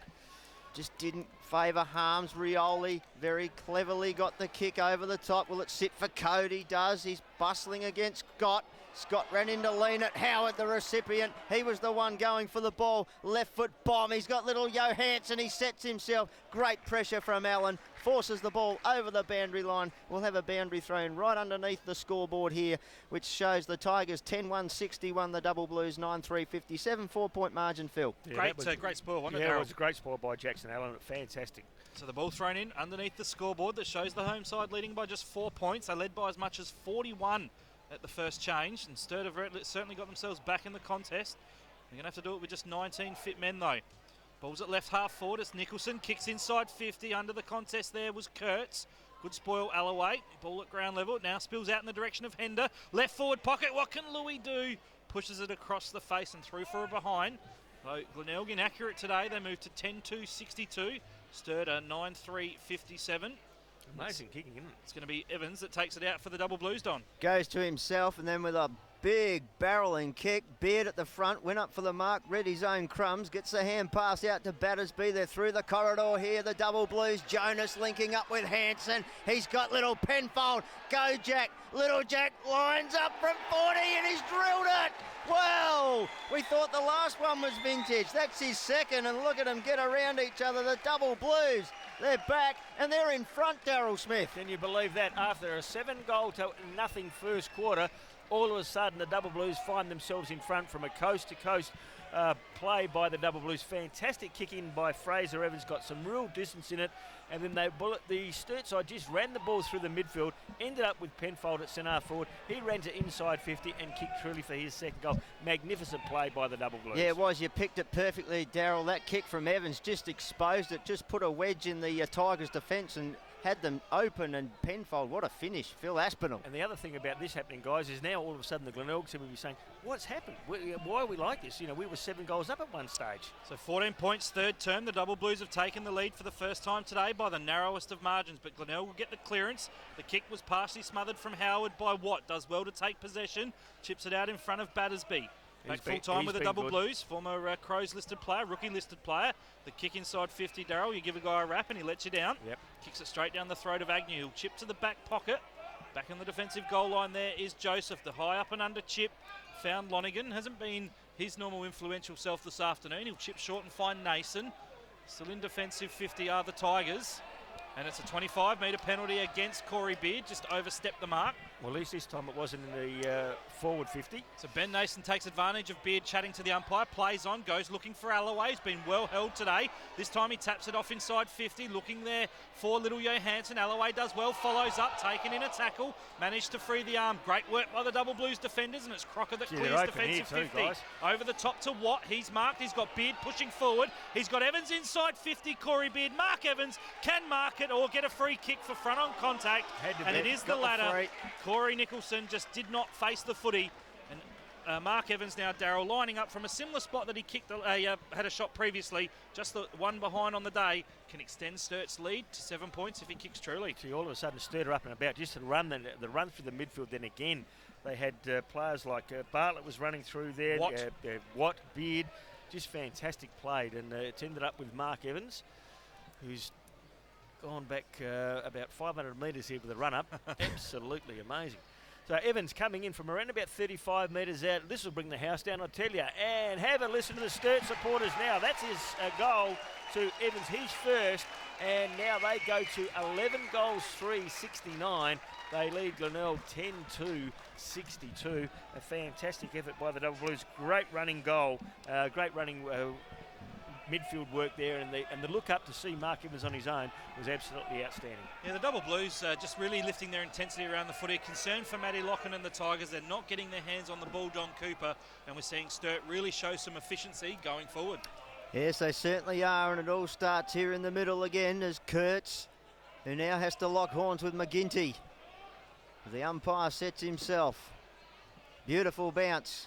Kurtz goes up. McGinty read it beautifully like the Ruck Rover. Drills it inside 50. Here's a chance. Ball spills up now for Nason. Can he make something out of nothing again? Not this time. The ball will bobble out of bounds. At least they made some good yardage there, Darryl. They're under pressure, the Tigers. They certainly are, but the Double Blues, absolutely fantastic. Down to one rotation. Absolutely superb the way they've been playing. They've got to try and open up a break here if they can, because they will get tired. Tapped down by Kurtz, read by Alloway, snap on goal. Good defensive work back there from Stevens, just sees it over the goal line. So the minus score sees the margin now reduced to 6. So Allen takes the kick out for the Double Blues. It's a dangerous kick, but Code will get the free kick, in the back against Scott. Johansson was pretty disappointed because he was running off with the footy and would have ran into an open goal. So Code, former Gold Coast Sun listed player of course, chips out of defensive 50, marked by Evans, tries to evade around his opponent, in a bit of trouble. Hamble puts Jonas under pressure, needs to get rid of it. Does so there to Battersby. Back now to lean it. Hamble over the top was a good one. Jonas keeps it in, does he? He did, but then as he brought the ball down to kick it, he stepped over the line, but the ball came back outside of the boundary line as he guided it to his foot to kick, so it'll be a throw in. Umpire in perfect position there, so no doubt about that one. Not sure if it's Damien Robinson or Aaron O'Malley, but whoever it was, great decision. So it'll be thrown in. True centre wing grandstand side. The Double Blues leading by 6 points. And we have travelled in this third term 18 minutes. Snook looks to take it though, and good work by Crocker. He's bumped after he's got rid of it. Could have been a free downfield. Galley couldn't take it. Good pressure, lean it. The big fella Kurtz overran it. Does get a handball out to lean it. Good tackle from behind by Howard. He got the handball away, did lean it. Galley in there creating some pressure. Great work by the little fella Penfold. The two number 28s go at it. That's what you like from your small forwards, Darryl. Forward defensive pressure. Exactly right. Big Angus Kurtz too got one high from his teammate there in James Watt. unfortunately, as he bent over, Watt ran straight into him. Bit of friendly fire. Yeah, didn't look good. So the ball will be thrown in, left forward pocket down at that Jetty Road end. A shallow throw in. Brueggemann couldn't take it. Bit of aerial ping pong from Merritt. Then the kick was partially smothered from Crocker. Nason had a touch of the fumbles, does well to follow up, gets it off half-back, and it's with Jolly across the half-back line. Jolly through the corridor, big searching kick, and he finds Alloway. That's showing a strong mark. Yes, exactly right there. Strength, class from 55. He unloads inside 50. Scott! 1, 2, that'll do, said the umpire. Good mark under pressure from Michael Coe, but Scott, he's having a good day out at the moment. He's certainly taking the points. He'll go back and shoot on goal here. He's had a good day so far. He's already kicked a couple. This could be number 3 and an important one for the Tigers, Darryl. It certainly is a good strong mark against a very good opposition there. Code was applying all the pressure, but Scott was able to hang on, and now he's going back to line up for 3. He's about 20 metres out, 45-degree angle, kicking to the primary school end here of this Glenelg Oval. So Joshua Scott comes in. Kick is on its way, and he's made no mistake. Kicked it right through the middle, so Scott's got 3. And the Tigers get closer. They now go to 11. Oh, it's all tied up. 11 goals, 3 apiece. And just about to start time on. So a great quarter of football has seen the Sturt side kick 5 goals and the Tigers manage just 2. Once again, they're a great example for Josh Scott of keeping his eye on the ball. He's done it several times today when he's taken the 1-2 grab, and importantly, he doesn't just go up and throw his arms up and hope that its first one's going to stick. He just keeps his eye on it and reads it well. And he's very athletic, very skilled, Josh Scott. Yeah, very talented youngster, and he's getting better with each game that he plays. So with 30 seconds into time on here at the base, scores locked away 11-3 apiece. In the middle, it looks to be Bradley that gets a handball out in favour there of Snook. Chased down from behind. The handball was in front of Merritt. Great pace by the big man. Runs to the top of 50. The kick's on its way. He's trying to work it back, but it misses to the right. Through for behind. The Tigers take the lead with that minor score. 11-4 70R Glenelg. Sturt 11-3 69. 21 gone, third term. Just got their noses in front again now, the Tigers. Young Merritt just showing some dash and dare there. He's got some real speed about him, unfortunately. Couldn't kick it straight. Code goes straight out of defence, and that's a spearing pass. Darryl said great kick, finds Beard on the chest. Those ham and cheese sandwiches are wafting up again. They are indeed. I had 2 pre-game, Darryl. They're sensational. Glenna and the girls in the canteen just in front of us. Kick comes in board and finds Watt. He looks to switch. He's under pressure from Malira now, so he goes back to Code. Code's kick finds Hansen. Good strong mark. Out in front of Nicholson. Hansen brings it back in board. Who's he got there? Stevens takes it on the chest. Right on the back of centre half back. Goes looking for Beard. It was stripped of it by Hender, who goes off the non-preferred, looking for little Joe Hansen.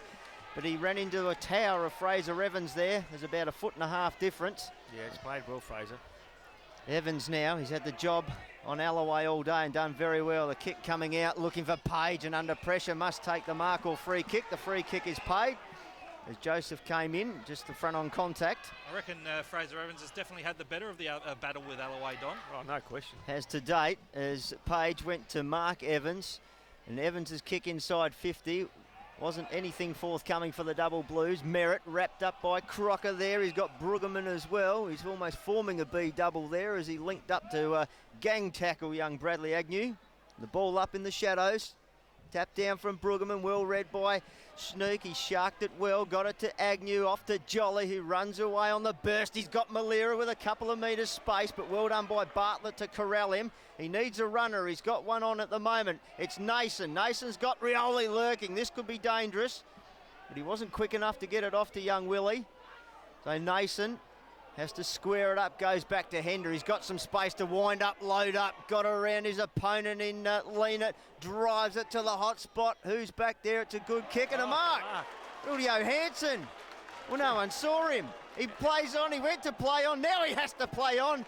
Goal. He's just got it through too, so very lucky. But Johansson has kicked a goal, and that is Glenelg's 12th. They go to 12 goals, 4-76.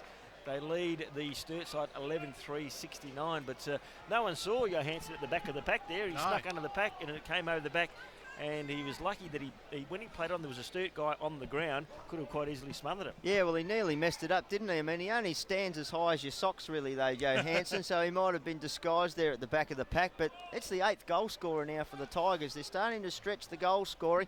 Now they will be starting to want to stretch the Double Blues run. Yeah, he's certainly the most smallest player on the Tigers list, just 171 centimetres.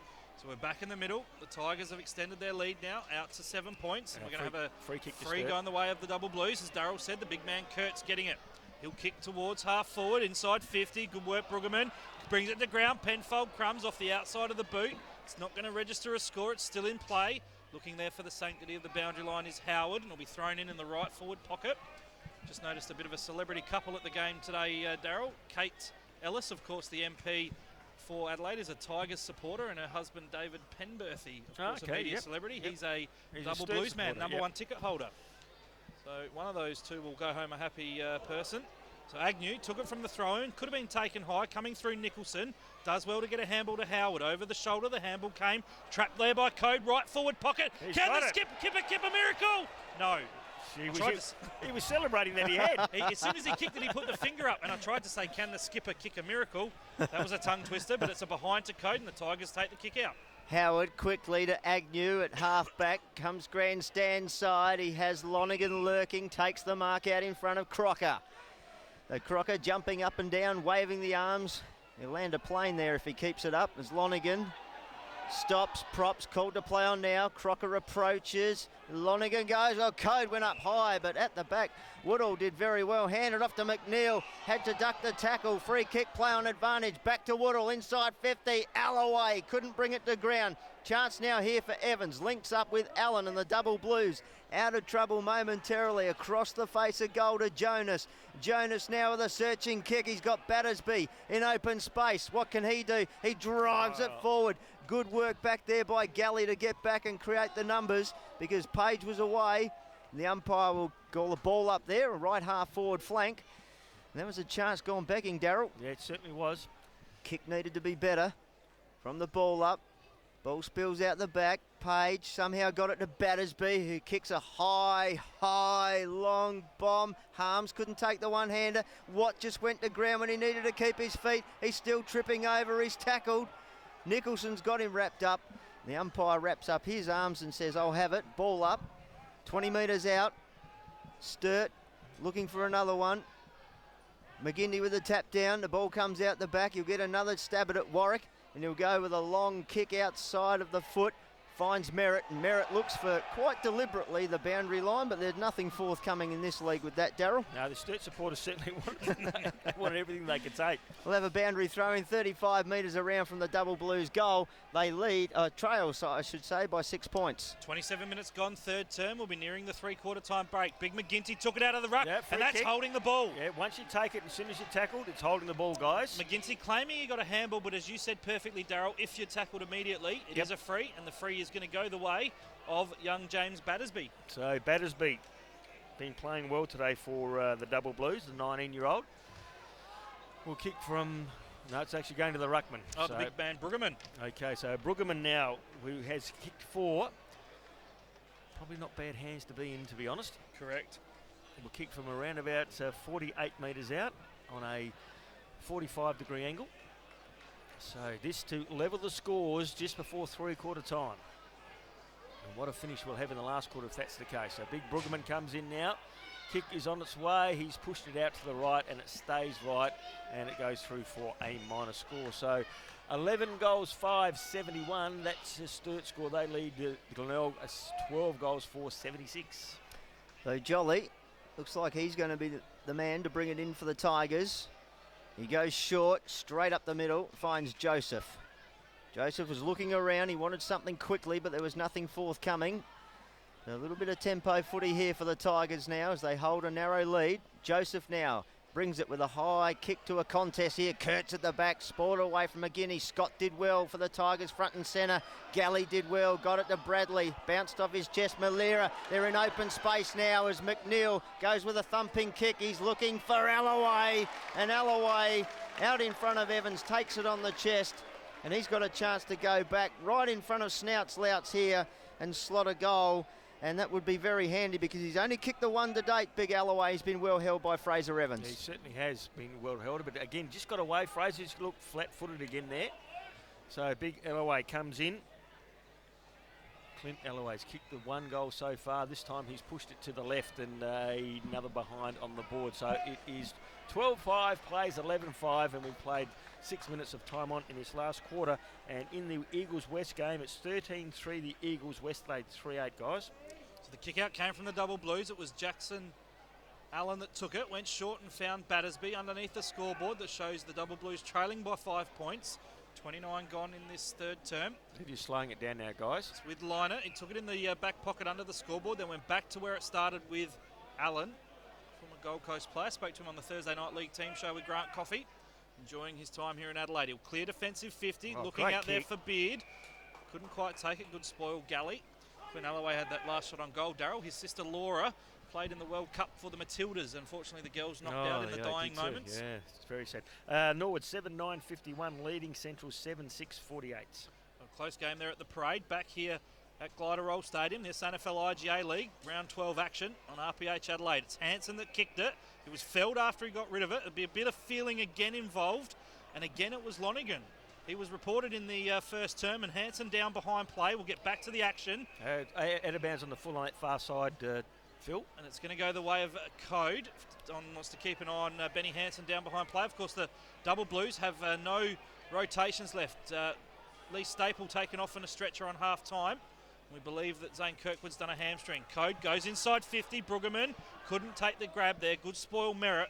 Fisted over the boundary line in the cricket wicket area. Right forward pocket, nearing three-quarter time. The player's up, guys. Yeah, Hansen's up. He's in the hands of the trainers and the physio there, but he's looks okay, but very, very sore. Score check. Glenelg 12-5-77. Sturt 11-5-71. 6-point ball game nearing the final change. Ball thrown in. Right forward pocket at Jetty Road end. Neither ruckman won it. Coming through trying to take it was Crocker off the left foot. The snap to high one. Code has he marked it in the field of play? He has. Umpire says yes, so right up against the right point post. We know Michael Code certainly likes to kick around the body, and I'd suggest, Darryl, he'll line up and stand side on and kick a snapshot off his left foot. Yeah, they all do it nowadays, don't they? So Michael Code to level the scores just before three-quarter time. He's got Penfold running in there for a lead. Doesn't honour that lead, so he'd want to kick the goal now. He's got Fraser Evans out here as well. And he's also got Allen, and the kick has gone through for a minor score. So behind on the board, Sturt now go to 11-6-72. They trail by 5 points. Glenelg 12-5-77. Set for a thrilling final quarter here. The siren imminent for this third term, as Joseph brings it grandstand side to a huge pack of players. Big fly at the back from Fraser Evans. Hand pass came out from Battersby. Beard somehow finds some open space. Mark Evans for the Double Blues. It wouldn't quite sit. Agnew wrapped him up before he could go anywhere. And there was almost something out of nothing then, Darryl. Gee, we've had a long quarter, guys. Just about to tick into the 32-minute mark, boys. Carter got the tap back. Agnew did well. The kick only as far as Kurtz, who dropped what he should have taken. Hender was good in there. He comes out with the ball. Got a hand pass of sorts. He was looking for Nason. He's got it again, Louis. He's away. He's dragged by the jumper. Got the hand pass to Merritt. He's got some dash. Will he try and run away from Stevens? No, he backpedals. Look out! Harms got him in a great tackle just as he got the kick. And Fraser Evans just takes the mark, and Tom Harms just letting young Merritt know, you're a bit slow there, son. And that's three-quarter time here in the big game at Glider Roll Stadium. 5 RPH football Saturday afternoon. The Tigers 12-5-77. 5-point lead over the Double Blues. 11-6-72. Entertaining, hot third quarter. That one, Darryl, you've got the goal scorers? They certainly have. In that quarter, Glenelg managed to kick 3 goals, 4, and the Double Blues managed to kick 5 goals, 4. So a win in that premiership quarter to the Double Blues, but they still trail. At the moment is at the top 5. Just about, I think, is done and dusted. Yep. You know, we're in round 11, and South Adelaide have got a 5-point game lead over the Double Blues. And if the Double Blues go down here, well, it is virtually just all over Red Rover. The other thing, because they have to make up 6 points. Yeah. So it's 3 games. It's a lot. It's 3 wins. Yeah. It's not just South Sturt winning 3 games. South have to lose 3 games as well. That's right. They'll have to lose every game, really, and Sturt have to win 3, and I can't see that happening on the back of South Adelaide starting to find some really good form. Yeah, and so it proves to be a huge game for South Adelaide. Obviously, they were due to play Adelaide tomorrow. For those that don't know, or today rather, that game has been cancelled, of course, due to the tragic passing of Phil Walsh from the Adelaide Crows, and they'll catch up that game in round 17, so that'll be a really important game. And I'll say it, boys, because obviously I'm a bit of a passionate doggies man, but if they can cause the upset and get over the double blues, don't write them off, because they had the draw, so that point will help them slightly. And of course anything can happen in the back half of the year, but nonetheless, this is certainly a fantastic contest here. And just having a look at the stats, thanks to Footy Times, of course a 5-point margin, and it's a close one, but these two teams, Darryl, haven't had a draw since round 8 of 1956. Gee whiz. That's a long time between drinks for a draw. Talk about the player stocks of the double blues. Mark Evans has just run down the race there to, I don't know whether he's needing to have his shoulders strapped again, but the double blues, I'm just scanning the field looking for Ben Hanson. They may well be starting this first quarter a man down. Looks like Hanson on the outer side. It is there, yep. I just spotted him. Well done, Phil. So we're not far away from resumption in this final term. A 5-point deficit in favour of the Tigers. Of course, coming off their best win in about 3 years. As we get a crowd figure from the SANFL, 3,332. So a great attendance here again today. Very good crowd. So umpire Schramm holds the footy aloft, and we're underway in this final quarter. 5 points the margin in favour of Glenelg. Up goes the footy. McGinty into the ruck. Did this in the last term last week against Nord, but the first clearance goes the way of Greenslade. Inside 50, couldn't take the mark. Battersby. Good work down there, Nicholson. From true centre half back, kicks it into the middle of the ground. One-on-one with Leonard and Nason. Leonard does well to free the arms. Gets a handball back there to Hanson. Kicks around the body to half forward. Penfold couldn't quite get there. Going to ground, Nicholson. Coming through is Agnew. Does well to get a handball to the skipper, Bradley. Back there to Joseph. The former Carlton player shows his composure and chips short and finds Nicholson. So he'll relieve from defensive 50. The kick was a affected one by a partial smother. Nason taken in a tackle. We'll have a ball up at left half forward outer side. The double blues looking to get off to a fast start again. They trail by 5 points. We've gone 46 seconds in this final term. Big McGinty takes it. Gives a handball off to Snook. Off down to Nason, the former Bulldog and Richmond Tiger. Kicks down the line. Beard there for the double blues. Sees it over the boundary line. So we'll have a throw in left half forward. Right half forward rather for Glenelg. It's 12-5-77 the Tigers. Sturt 11-6-72. You're on RPH Adelaide and you'll be hearing the voice of Don Cooper. Just one straight kick in it here. Separates these two sides. Been a real arm wrestle, just like this one between Kurtz and McGinty. McGinty great at ground level. It's an extra side of his game that he's brought. Gave it to Snook. Snook's kick high, wide, not so handsome, out of bounds. So we have a boundary throw in. It'll be about 35 metres around from the Tigers' goal. They're kicking to the Jetty Road end in this final term. They hold the 5-point margin, as Phil Aspinall told you. Boundary throw in. Alloway does the ruck duties out the back. Henders there for the Tigers. In there's Beard for the double blues. Bartlett got it out to Penfold. He spotted Hanson out the corner of his eye, who comes back in ball with a nice, neat little kick. They're on here now, the double blues, through the corridor, through Crocker. Crocker's kick looking for Harms. Harms had the arm held, so it was one arm Harms. Gets the free kick, goes over the top. He's got a runner there for him, and that's Jonas. He's forced to back pedal. 55 metres out from goal. Going to the primary school, the southern end. Jonas winds up, goes in towards the pocket. He's looking for Code. Can he take the mark? I think he has. A strong, strong mark out in front of Aaron Joseph there. 3-on-1 he took that, Darryl. He did. He took them all down with him, and he's going to get some advice from Snouts Louts, I dare say, Darryl, as he takes this shot on goal, and I don't think any of it will be good. No, I don't think so, but that's the value of leading and playing in front. So Code coming in now, as I have a little dig at my son. He's got to learn to lead. So Big Code comes in right on the boundary line from about 40 metres out. The kick is on its way, and gee whiz, the goal umpire. He had us fooled. Bit of theatre, and he's put it through for a minor score. So 11 goals, 7 now. They go to 73. Trail by 4 points, 12-5, 77 the Tigers. 3 behinds on the day for the co-captain now in Code, and Howard's taking the kick out for the Tigers. We know he's a booming kick. It's a beautiful one. It clears defensive 50 and a nice mark by the player in Nicholson. Over at the parade, Darryl, the Bulldogs have hit the front. They're up by 5 points, 8.5 gone. And down here at the Glider Roll Stadium, the kick from The player in Nicholson was turned over. Good work down there, Stevens. Handballs back to the big man, Kurtz. Puts Page under a little bit of pressure, but Stevens lends to support. Goes around the body with a short pass. It's a good one, and it's found Hansen. True centre wing out of side. The shadows lengthening here at Glenelg Stadium. Well, the kick into the middle is a good one, and a great mark by Jonas. Good run, as Darryl said. He looks to just try and draw some advantage with some distance. He's about 55 out. He really worked hard there, Phil. He's got a good work ethic, has the brother of Tom at the power. Whoa. Coming down there, Code flew early, couldn't take it. Scott down there as well. The kick smothered by Code, does well, the skipper, and then the ball pushed towards the boundary line, trying to keep it in Lonergan. It's gone over said line, right under the scoreboard that says Glenelg 12.5.77, Sturt 11.7.73, and in this final term, we've travelled 4 minutes.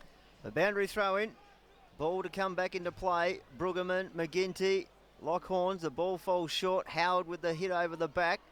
Ball at the feet of Crocker, did well, got the hand pass of sorts through. Greenslade couldn't snaffle it. He's got another chance here. Under pressure from Bradley, gets a high kick in. It falls to ground level. Woodall did well. He was wrapped up in a tackle though. Agnew comes in to lend support. He's just dragging Watt along with him. Tackle to the ground, and we'll have a ball up. Another goal for the Dogs at the parade, Darryl. Caleb Edmead's kicked his fourth. Central's out by 12 points. Okay, West, the Eagles 13-3 to West Adelaide 6-10, so West Adelaide kicked the last couple. McGinty with a fingertip tap down. Snook went one way, spun around, saw Nicholson out the corner of his eye, whose kick was looking for Nason, who did well. Under pressure, got the kick, looking for Alloway. Comes to the back now. Kurtz, a chance for the double blues. Gave it to Evans, and Evans' kick is good and finds Battersby. Called to play on now, comes back inboard, and he's got Stevens. Stevens sights up his teammate, and Crocker stripped of it. Chance here for Bradley, gave it to Rioli. Rioli just bangs it forward. Here's Big Alloway. Look at him gallop. He's going like Folap at the moment. He kicks it off the ground, and it's going to go out of bounds.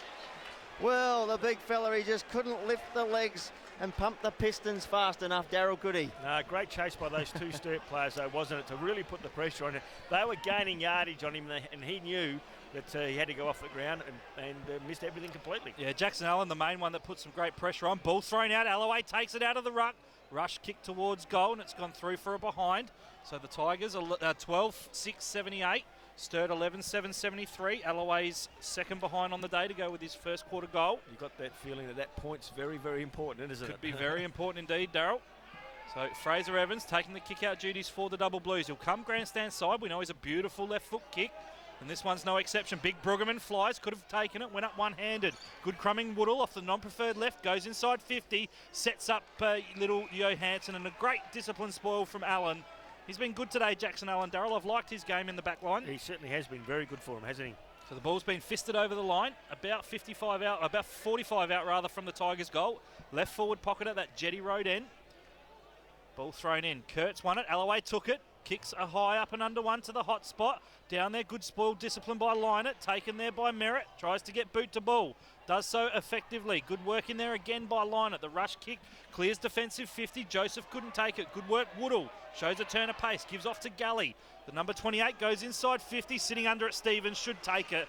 Does so effectively. And the leadership group member, Jack Stevens, is marked in defensive 50. He's been good too today. Quickly gets it onto Evans, who goes with a thumping kick towards centre wing out of side and spots up Code right on the chest. So the skipper looks back inboard. Who's he got there? He needs Watt to take it. He did well at ground level. Hender for the Tigers, stripped of it. Snook charging through.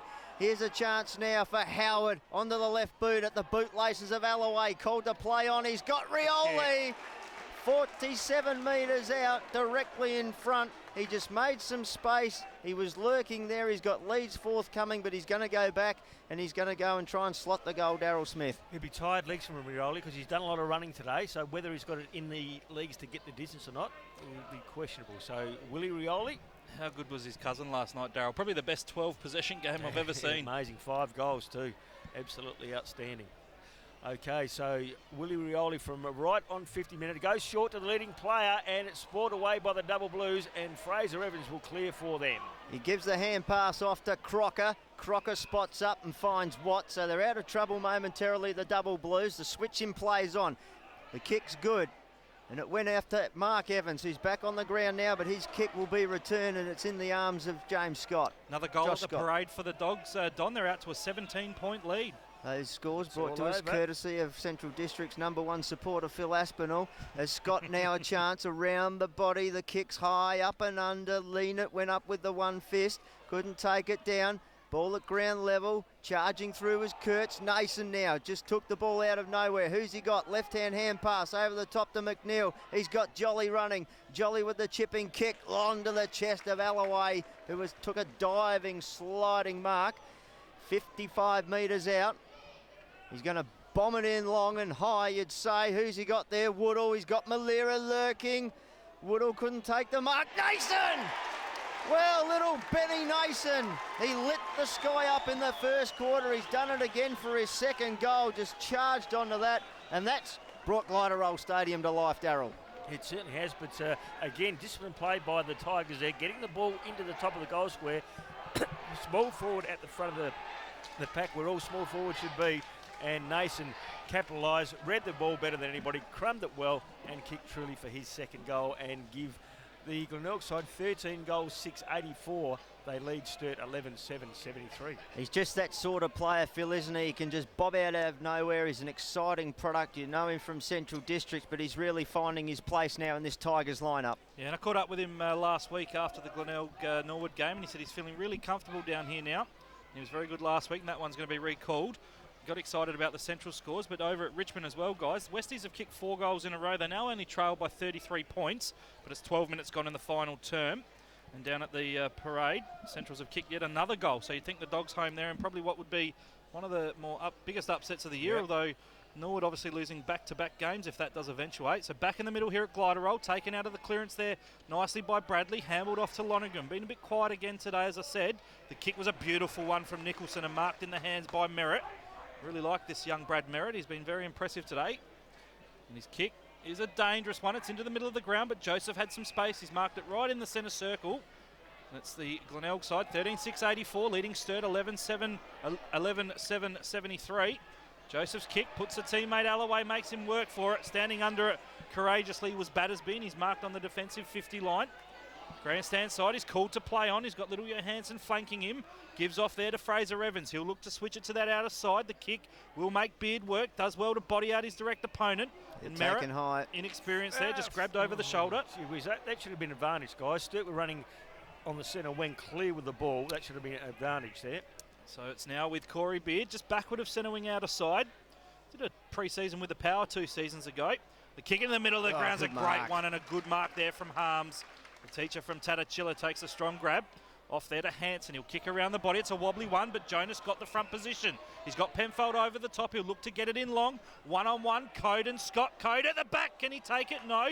Down at the front. Crumming. Good handball came out there from the Sturt player in Page, but intercepted beautifully by the Double Blues, and it's Howard of the Glenelg side, rather. His kick found the skipper in Bradley. Then McNeil got the handball. Kicked it to centre wing. Flying Johansson.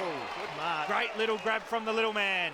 Jake Johansson takes it, grandstand side centre wing. He'll look to slow it down. He gives off to Willie Rioli. He takes the mark, kicks towards Woodall. Left half forward, 60 from goal. Gee, they're almost building something here, the Tigers. Josh Woodall, the Powerade Star Search Award nominee earlier in the season. Very exciting youngster in just his 5th game. Goes inside 50 at the front. Alloway! The big fella, too big and strong. Had a good battle with Fraser Evans. On the second grab, he clucked it, coming to ground, and Darryl Smith, Clint Alloway, has a chance to go back and maybe make it too difficult for the Double Blues. He could be well the match winner here. Alloway just forced himself to the front of the pack as Phil starts to celebrate. You called it beautifully though, Darryl. They really built something there, Glenelg, didn't they? They were patient, and it was a really good build-up. So Clint Alloway now to maybe snuff out the run from the Double Blues. Alloway comes in from around about 45 metres out, 45-degree angle. We'll know straight away, and he has nailed it. So Alloway has got his second, and all of a sudden, it's going to be a very hard task here for the Double Blues. They go to 14 goals, 690, and the Double Blues stuck on 11-7-73, and they've only managed to kick one behind thus far for this quarter, the Double Blues. So just about all over, one would suggest, for the Double Blues. Yes, it looks that way. They really were patient in that build-up for that play. We talked about it. You called it, Darryl. They would just work the ball nicely. Yep. There was good possession football. The skills were clean. They're starting to test the legs of the Double Blues now, Phil. And what we're seeing from someone like Clint Alloway, we know he's a veteran of the league. He's had a quieter day, but doesn't he has a knack of bobbing up at important moments? Still creates a presence, still creates a contest, the big man. Back in the middle, bang, we'll have recall number 4. So this centre circle proving a difficult task for the men in green this afternoon. We'll restart with the ball up as McGinty and Kurtz stare each other down. Ball goes up, McGinty with the tap down. Snook with the clearance again for the Tigers. They're away here. But it's going to be held up momentarily as it just rolls over the boundary line here in front of the grandstand. A big, big crowd, 3,332 patrons this afternoon. A great turnout to a great game of SANFL IGA League. You're listening to it on 5RPH 1197 AM Adelaide. Final stages, the Tigers starting to make their ascendancy. Kurtz with almost a back kick. Somehow Crocker got it to Harms with a check side punt down the line. Agnew read it best, got it to Joseph, back to Agnew, and he backpedals over the boundary line. We'll have a boundary throw in. Still on grandstand side here, the shadows lengthening, and they're starting to lengthen over the chances of the Double Blues too. They're 17 points down. Starting to get very cold here too, guys. It's very fresh, isn't it? So, starting to put a chill on the Double Blues finals hopes indeed now. If it wasn't last week, it is now. McGinty with the tap down to Joseph. And Nason, be happy to see it over the boundary line in front of Leanett. Boundary throw-in right in front of your 5RPH commentary box, Phil Aspinall. Yeah, great work from the Tigers as well to do a back-to-back performance like this, because obviously it was a great win against Norwood last week, and you know, they've backed it up with an equally as good performance today, Don. Be 3 out of 4 for them, and be 5 losses in a row for the Double Blues. Johansson, quick hands to Woodall, gave it back to Nicholson. He's got Joseph inside. Crocker just threw the leg out, and that's going to be a trip. No, it's a high tackle coming back and going the way of Woodall. To the cheers of the crowd. Yeah, off the ball. So Woodall on this grandstand side, left half back, wants to go inboard, decides to come down the line. Safety is the option. McGinty's the target, and the big man takes a good mark. Quick hands off to Hender, who's got the shepherd from Nason. Oh, it was, but Nason just left his wingman there. And unfortunately for Louis Hender, as he and Bartlett renew acquaintances, and that's been going on all day, Darryl. He just actually threw the ball in his face. Yeah, he did. You know, yeah. It's just undisciplined. And a little cheap shot on Tom Harms as well. Thank you very much. Get your mind back on the game, Louis. Your team's in front, don't blow it. Ball thrown back in. McGinty tapped down. Woodall a chance here. He's really come to life in this second half. Good hand pass to Nason. Quick to Snook. Wrapped up by Battersby. Quick hands to Bradley. Gang tackle by Harms and Crocker. Going nowhere. We'll have a ball up. We've gone 16 minutes. It's the Tigers by 17 points. So left half forward. The ball will be thrown up. Ben Nason coming to the bench for a spell. Terry Malira coming on. Took that hanger last week against Glenelg. So the ball thrown up. McGinty won the hit out. Kurtz's second effort was good. Chicken wing tackle in there from Snook caused the turnover. Battersby did get a rush kick towards the boundary line. Well, good work, Joseph tries to keep it in. Agnew there provided an awkward shepherd, I guess you could say, Don. Yeah, it was really. Gold Coast versus North Melbourne. Gold Coast 2-3-15. North Melbourne 3 behinds. You said pre-game, Darryl, that you thought the Gold Coast might get up in that one. All the conjecture they've had. The ball thrown in. Centre wing grandstand side. McGinty got it down to Lonergan. Back there to Johansson. The handball was a poor one. Put Lonergan under some pressure. Johansson does well. Follows up.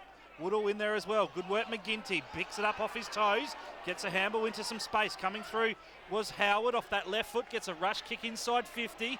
The big fella there in Carter back there does well. Creates a contest. Well done. Fists it towards the boundary line. A neutral footy won there in the end. It's going to be a boundary throw in.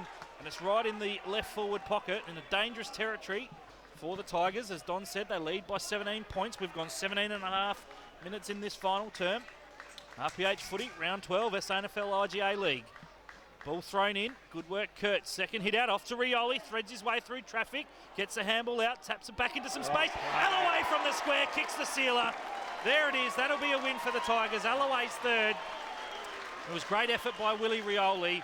Glenelg moved to 15 goals, 6.96. Sturt 11.773. 18 gone, final term. Great work, Rioli. Good finish, Alloway, Darryl. Yeah, just clever football by Rioli. Just to knock it in the path. It didn't go to ground either, but it was just great play, just to knock the ball in path of Alloway. Alloway picked up and kicked truly for his 3rd goal. And it's important that the big forwards come into the game late in the game. Alloway's kicked 2 in this quarter. Yeah, inspiring stuff, and young Rioli being involved again. Young Willie Ever. He's just got an ability to just do those, those special things, just those unnoticed little tap-ons and things like that, doesn't he, Don? Yep, here's recall number 5. Not that I'm counting. I'll get it to the point that we'll get rid of the bounce one day. Back in the middle, we'll restart. I do feel for the umpires. It's like trying to bounce the ball on the moon out there. There's craters everywhere. Ball comes down to ground level. Greenslade, quick hands to Crocker. Evans under pressure. He'll lose this ball. Lonergan had him wrapped up. He's on hands and knees. Of course, Lonergan on report as well. Bradley in there. He's wrapped up. We'll have a ball up in the shadows. Still in the centre square. Attacking side of the circle for the Tigers.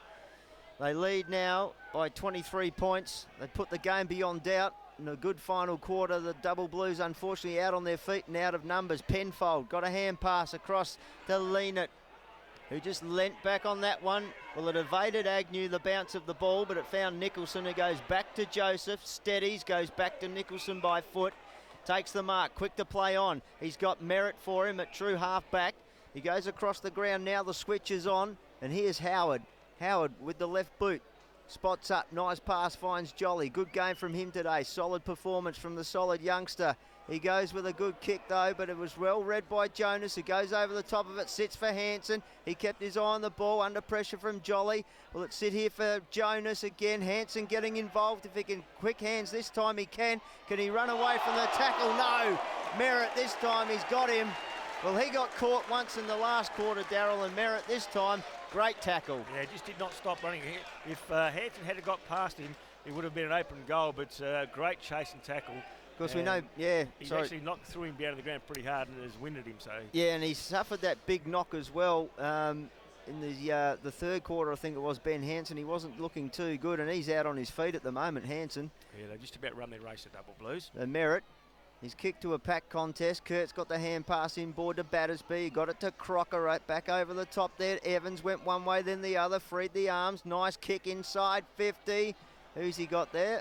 Well, he's got a player out there who's taken the mark and is the number 1 mark in the competition, Corey Beard. So from right underneath the scoreboard, which shows the Double Blues trail by 23 points. We're just ticking into time on now by just nearly a minute. And Beard's shot on goal is straight through the middle. So Corey Beard, a belated jeer and cheer from the Double Blue crowd. That's his first for the afternoon. A late one for the Double Blues, Darryl. Yeah, all too late though, isn't it? The Double Blues had their opportunity in that start of this last quarter to get a couple, didn't. The game was well and truly set up by the Tigers in the first quarter when they kicked 7, so it's always going to be very hard for the Double Blues to get themselves back in. They used a lot of petrol in getting themselves back in, and now they've run out of players in the end. They've just got no one on the bench to come under, so their rotations were cut short, and that's been where the tail of the tides happened for them. Yeah, we suggested that it might cost the Double Blues as we have a 6th recall, do we? No, umpire Schramm lets it go, favours the Double Blues. They'll get the clearance. Battersby gave to Greenslade inside 50. Code could have pushed Scott out of it. The ball spills out the back, coming through. Ricocheting his way through was Galley. He's down behind play. The snap on goal from Beard, and down there Penfold. Marks in the right forward pocket. I think Galley in a bit of trouble behind play. Well, they ran into each other, didn't they? The two Tiger players. So, lack of talk there. So Penfold has got the ball. He's going to kick from around about 25 metres out on an angle. He check sides it through. So Penfold's got another one. So the Double Blues, well, is there still life in the Double Blues? Penfold has got his 3rd. And the Double Blues edge a little bit closer. Now Galley's 13 goals 7 to 15 goals 6. Sorry, Darryl. Galley just coming off the ground. He's resting, nursing his left arm in his jumper. He's done something either to his elbow or shoulder by the look. Yeah, he's definitely favouring that left arm, as you say, Don, and I think he will be done for the day. A slight sour taste for the Tigers win. They're 11 points up, Don, and we have travelled in this final term 21 and a half minutes. Can they hold on the Tigers? It's 2 goals. Well, that one's coming back. Unfortunately, the cheers and jeers, but don't be too hard on them. Because I tell you what, it's not easy out there.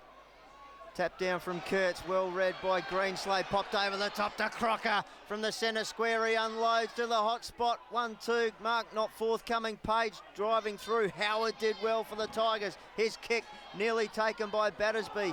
Greenslade, just a searching hand pass, intercepted by Joseph. Joseph steers the ball to the wing, outer side. Foot race now. What's happening? Is there a whistle? Yeah, free kick downfield. There is. And there's the call. We're just working out who it's going to go to, and it's going to go to young Woodall. It's going to Glenelg. The player was thrown down after he got rid of the ball. Full time at the parade, boys. The Doggies won by 24 points. Well done to the Doggies. Big win there for Central District. They're on the charge, the Dogs. Howard now under pressure from Penfold. Got the kick, looking for Malira. Went up with one hand. Stevens at the back, knocked it forward for the Double Blues. Charging through as Allen. Got one high, and he'll get the free kick. A goal here to the Double Blues will make it very interesting, guys. So Jackson Allen, he's got a player on, and that's Evans on the outer side. They need to move it on. Time's against them, the Double Blues, you might think, as Evans drives it forward, and a good relieving mark there by Christian Howard for the Tigers. So he'll just slow things down. Tempo footy, the arm's gone up, not just to shield the eyes, but to slow it down, Phil. We've had 7 goals in this final term, and the third term had 8 goals and went 32 minutes. We're only at the 24-minute mark, Don, so there's still at least probably 5 minutes of play left. As Darryl said, next goal to Sturt, and this isn't over. The Fraser Evans with the big spoil over the boundary line, forcing the throw in. So he made some yardage for the Double Blues. So the boundary umpire has to come in board and grab the ball. And throw it back in. Just attacking side of centre wing for the Sturt side, who need a goal. They need it quickly to put some extra scoreboard pressure on the Tigers. Kurtz front spot, Carter at the back. Charging through, well read Bartlett. Who's he got up forward? The hand pass was searching for Battersby. Intercepted by Nicholson, who over the top found Snook. Snook with a driving little left foot kick pass. finds Nason. Nason on true centre wing. Keeps it down the line. He's got McNeil now there. Still full of running the Tigers. Here's the kick in board. At the back, big Alloway. Well, it was Alloway all the way there. He just read that beautifully, Darryl Smith, and he can go back and bang through goal number 4 if he likes. He's already kicked 2 in this quarter, could make it 3. Yeah, well, there's some difference in it. The big fella at the end of the game is always going to be still tall, and a great interception and pass by Matthew Snook over on that far side there, set that up to Nason, and now Big Alloway's taken a mark 25 metres out, virtually directly in front. It's got away from Fraser Evans a couple of times in this quarter to have 3 shots on goal, and 2 of those have been goals. Here comes the other one, and he has made no mistake. So that is the game, set and match. Alloway's got his 4th, and the Tigers now will go away and win this game. They've got the 16 goals, 6, 102. They lead Sturt 13-7, 85. Great passage of play there, as you said, Darryl, from the Tigers. Matty Snook involved. Great game from him. Christian Howard also back in defence there. Good defence from the Tigers. Just a good, solid 3.5 quarter effort from them today, Phil. Couldn't say it's a 4-quarter effort. The Double Blues really owned that second quarter. Yeah, but no doubt the confidence that was acquired last week with the win has certainly been the momentum builder to give him this great performance this afternoon. And Clint Alloway's 4th goal actually gives him the lead in the Ken Farmer medal as we look to have another recall. No, the umpire says play on. It's taken there by Lonergan. He soccers it to his advantage. And the ball spills out in the direction there of Watt. He'll take it, step around an opponent, handballs off to the running Crocker. Short pass inside 50, couldn't find Penfold. He gets taken high in a tackle, bounces out of it, snaps around the body. Has he kicked one? That's a great goal to Penfold, his 4th. A highlight at the end there for the Double Blues. Sturt moved to 14-7-91, but they're 11 points behind Glenelg, 16-6-102. Fantastic goal to Penfold. Darryl showed his class as a small forward with 4. He did. Just again got tackled high and stood up in the tackle, and all of a sudden it's back to a 11-point ball game. And gee whiz, a quick kick out of here and a goal to Sturt. 2 straight kicks and they're in front. We've gone 27 minutes in this final term, Don.